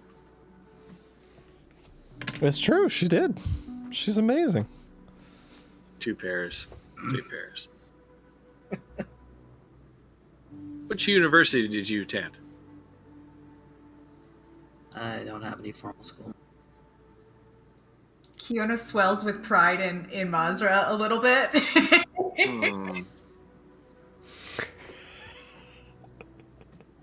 don't know. I apprenticed with my dad. Tell you what. You bring me Hydra's horn, and I'll do that. All right.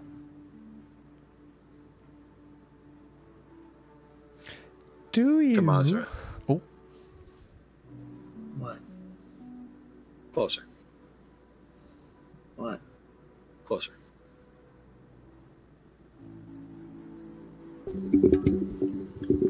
It's the lower horn, if you know what I mean. What is the level of Twitch TOS? What can I say? You can say anything, really. Like, Okay. I think other than hate speech and stuff, which I'm not worried about.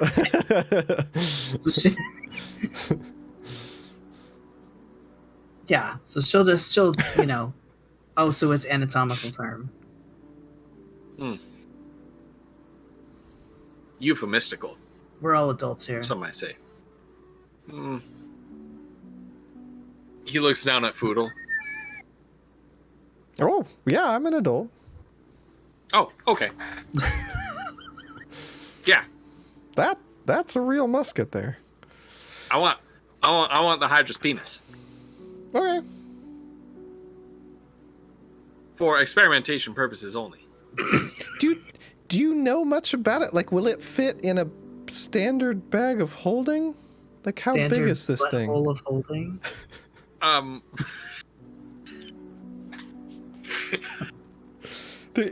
Do you mind if it's too big? Does it need to be it's a whole? huge, Or can it come in it's a huge pieces? creature. It needs at least a large. Oh, okay. I don't even know. Do you, What is happening? do you mind about the state of it? Like, if it's too big, can we cut it up and put it in, or you need it in whole? No, I need it in its entirety. Ah, okay. Also, what is this music? Sorry. What? Okay. All right. Okay. I guess we have a cart. How could we bring a cart to this location? Which way from here? Yeah. It's a few days ride along the main road leading to the northwest. This road over here, right behind me. However, once you get too deep into the forest, it does become a little bit tangled. Oh, okay. Is the Hydra? Does it live in the forest? Does it live in the cave? In a cave or a temple or a? It lives in a cave inside the forest. Ah, oh, good. Okay. And are you going to be working on good name, Gimbal Shot? And then we'll bring back the final touches, or should I take Gimbal Shot with me, or? Oh no, take it with you. Okay. By all means, you're. I imagine you're gonna need it. I suspect so. Okay. So Foodle will take Gimbal Shot back and sling it. Well, I did have another question. I've heard maybe there are, I don't know if you sell them, but I've heard that there are potions of speed that might be useful. And I don't know if you have any of those, but I'd definitely be interested.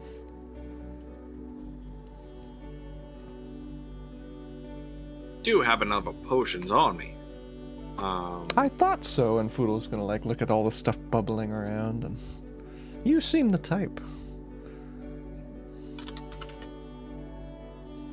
I just need to look up the level Oh my of. god, Bo, it would be so haste much bigger than spell. Foodle. Holy shit. I just read chat. Oh god. This is a cosmopolitan city, right? Such I have an a- idea for a store. Oh no. I hope. Did this give you an Wait, idea for a what? store? Of course it did.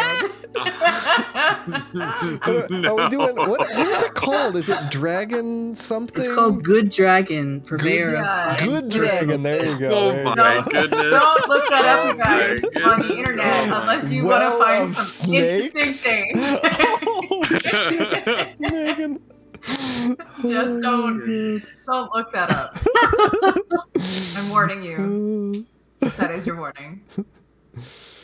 Just don't Google bad dragon, okay? You'll be fine. Don't do that. Yeah. Sandrine, thank you so much for chilling. I hope that you someday play D&D, because this is my favorite thing, and it's amazing if you get the right group of people. So anyway, take it easy. Thank you so much for stopping by. Good night. We Well, love you too. Good night. You should totally Google it, says Jay Chili. Not endorsed by the people in the game right now. This is not. Look, if you want to sponsor us, Then we need to maybe That's broadcast right. on a different Hashtag channel. not sponsored yet. After this, I don't think ever. yeah, whoops. I do have a couple little numbers here. Might be interested in. You're looking for a potion of speed. I've got these for 400 gold pieces apiece. Oh, okay. Let me just double check that it's what I want. I believe it is potion of speed. I think it gives the haste effect for 1 minute. Yes. Yes, I will take 2. And I don't know if you have any more, but Mazra, these could be very useful for you.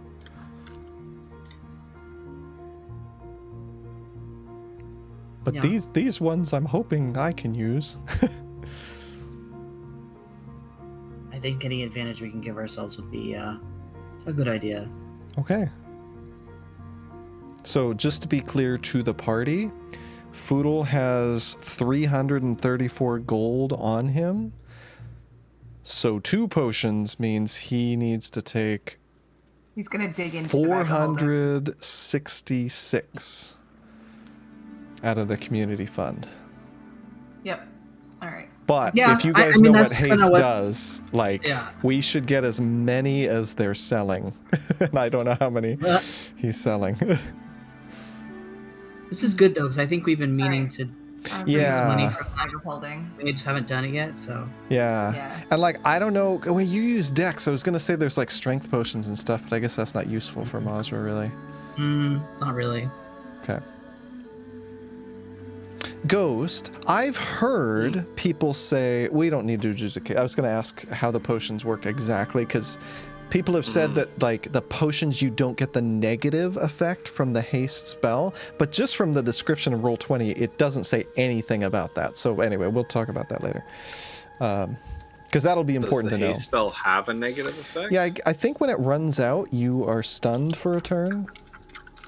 I believe. People in chat might know, but anyway. The nice thing Target about the can't move or potion. take actions until after its next turn as a wave of lethargy Right. sweeps over them. Okay. Yeah, and I know that's how the spell works, but people have told me, and this could be like a house rule for all I know, that with the potions you do not get that effect, but like it easily could based on the description I'm seeing. So I don't know anyway. But But I mean, I think they're worth it either way. I mean, it's amazing, especially because it doesn't require concentration, right? I don't think any of us know haste anyway, so like, it's absolutely worth it in my book. Yeah, I'll have to look that up. Sure, yeah.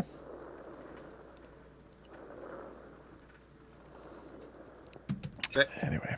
And yeah, like guys, I don't know if we want to leave it here. It's 10:30, but maybe think about some potions that you want, Kiona, because this is gonna be a tough fight. And Mazra, if you need to dip into the funds, like you should get some speed potions too. Yeah, I mean she has some money too. Okay. I think we'll also have to check how many like healing potions we have and stuff just in our general store. Right. And make sure we have fire items. Like Monster has one bottle of alchemist fire, but that's it. Kiona has all her fire spells. Oh, that's true.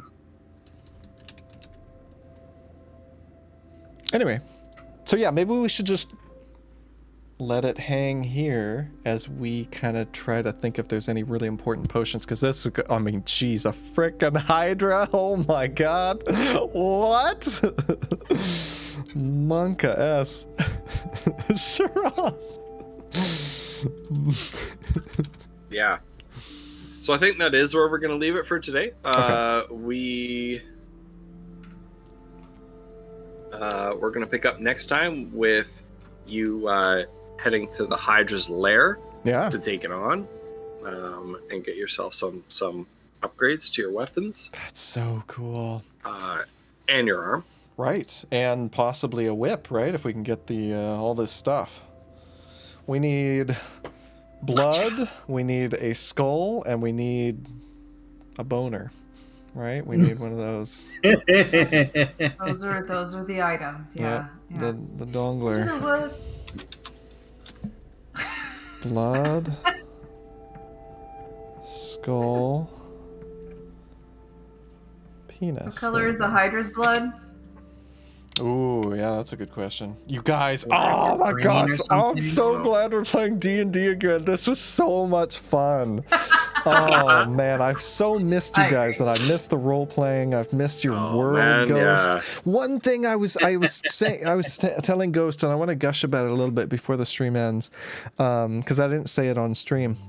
One of the things that I love about Ghost as a DM is, and it didn't register at the time. Oh my goodness. Like, I think it registered in the back of my mind, but then when I was thinking about the episode, the last episode, right? So we've been like, you know, screwing around with the Thieves Guild. We found them in Greco's bakery, right? But two of them escaped. And then we fought them in the warehouse, and like at least one of them escaped, right? The guy like backed through a door or something. He went through the door, fireball the whole. Anyway, so like people have been getting away, and this is a world that reacts to the shit that we do, and when we fuck up, like they come and burn down the warehouse, and there goes our leads, right? Like I love that. I was expecting, you know, I'm like, all right, here we are. We're, you know, dumb Foodle's like, haha, we're gonna catch them with their pants down. We're gonna find some slaves, you know. No. What? The thieves are fucking off. Like, they're out of there.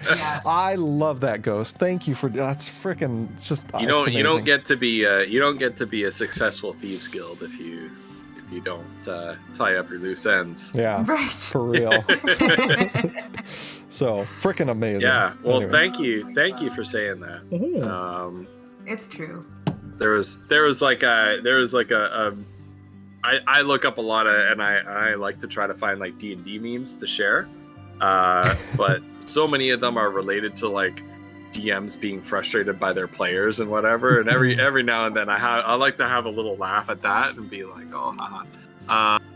But you know, I like to cut back on those. But one that I saw, I wonder if I can paraphrase it, but it was something like, you know, the DM wondering if they're doing a good job, and then like maybe I did share this one, and then the excitement of the players is like, yeah, you know, really pumps you up, and you guys really pump me up. In fact, that is my positivity for the stream. Actually, I know that we're going early, but I was looking up, I was trying to find some D&D related sort of positivity, And what I found is that in previous editions of Dungeons and Dragons, there used to be something called positive energy and negative energy. And positive energy was like what healers channel for like healing spells, right? And has to do with like, you know, rejuvenation and life and whatever. Whereas negative energy is like having to deal with, you know, death and decay and undead and things like that.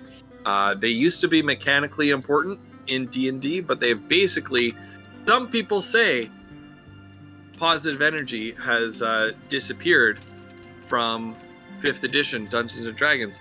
I don't think that's true, because every time we go live and I get to hang out with you three and with Leader as well and with the rest of chat, I do get a lot of positive energy from playing 5th edition. This is so much fun. There's my positivity for the stream. It's a little bit of a D&D You're dad so joke. corny. It's absolutely amazing. It's and true. like totally It's true. true. Like this is the beauty of D&D that you can't get in any other game. Like this is my favorite game, and it's because of you guys. Like you guys make it amazing. So, and chat, like you were saying, like geez, you guys come up with the best freaking stuff. Oh my gosh, these bracers! It's so amazing. You guys, we're gonna. Maybe Oh we can my find goodness. a good We're use for pacing up to a them. Hydra next. Sorry. I know, next but maybe game. we can use the bracers, the commune with nature. I'll have to look into that. Maybe it'll help in some way. We'll see. Do not blind, charm, deafen, frighten, stun, or unconsciousify. Unconscious. That's a lot You of can- shit. That's You what know, you said. You said something like animals, that. right? you know what though? You know what's in what I didn't see on this list? I didn't see fear. That's gonna be frighten. a hard Yes, frighten. That's fear. Frighten is fear. Foodle can do that. Theoretically, right? But anyway. Also, Kay, I want to welcome you to the stream. I feel bad we didn't say anything. We were just chatting away. But yeah, That's welcome. right. Yeah, Kay, welcome. All right, And well, Kay has that wasn't me who originated that. What was that? Somebody said like you can roll the dice and let the dice determine your day, or you can use that was Megan. mm. That was Megan. No, it was 100% Megan. It wasn't me. It wasn't me. You use your spells. Don't let the dice rule your day. Use your spells. yeah. Oh my goodness. We're rating Hotline Horror. That's right. It's been so I cannot long. wait. Cuervo. It's time. It's time. Right? We usually, that's a D&D tradition, is we often rate Hotline. That's after true. the I guess it stream. just it feels like it's been a while, so I'm excited. You guys, thank you everyone for being here. You guys are amazing. Grab a raid message. We've got some for subs, we've got some for non-subs. Let's give Hotline some love. You can make your own as long as it's got some love and positivity in it. Or if you know Hotline, you can screw with him. But yeah, you guys are amazing. Ghost, thank you so much. Kiona, or Thank you, Flutter, guys. Woof, this has been a blast. I love it. I can't wait for next week. It's Yeah. gonna be great. Yes. Yeah. Oh my gosh. Freaking. Oh god. Let's hope we don't die. I We'll love see you you guys. next time. Bye. Bye.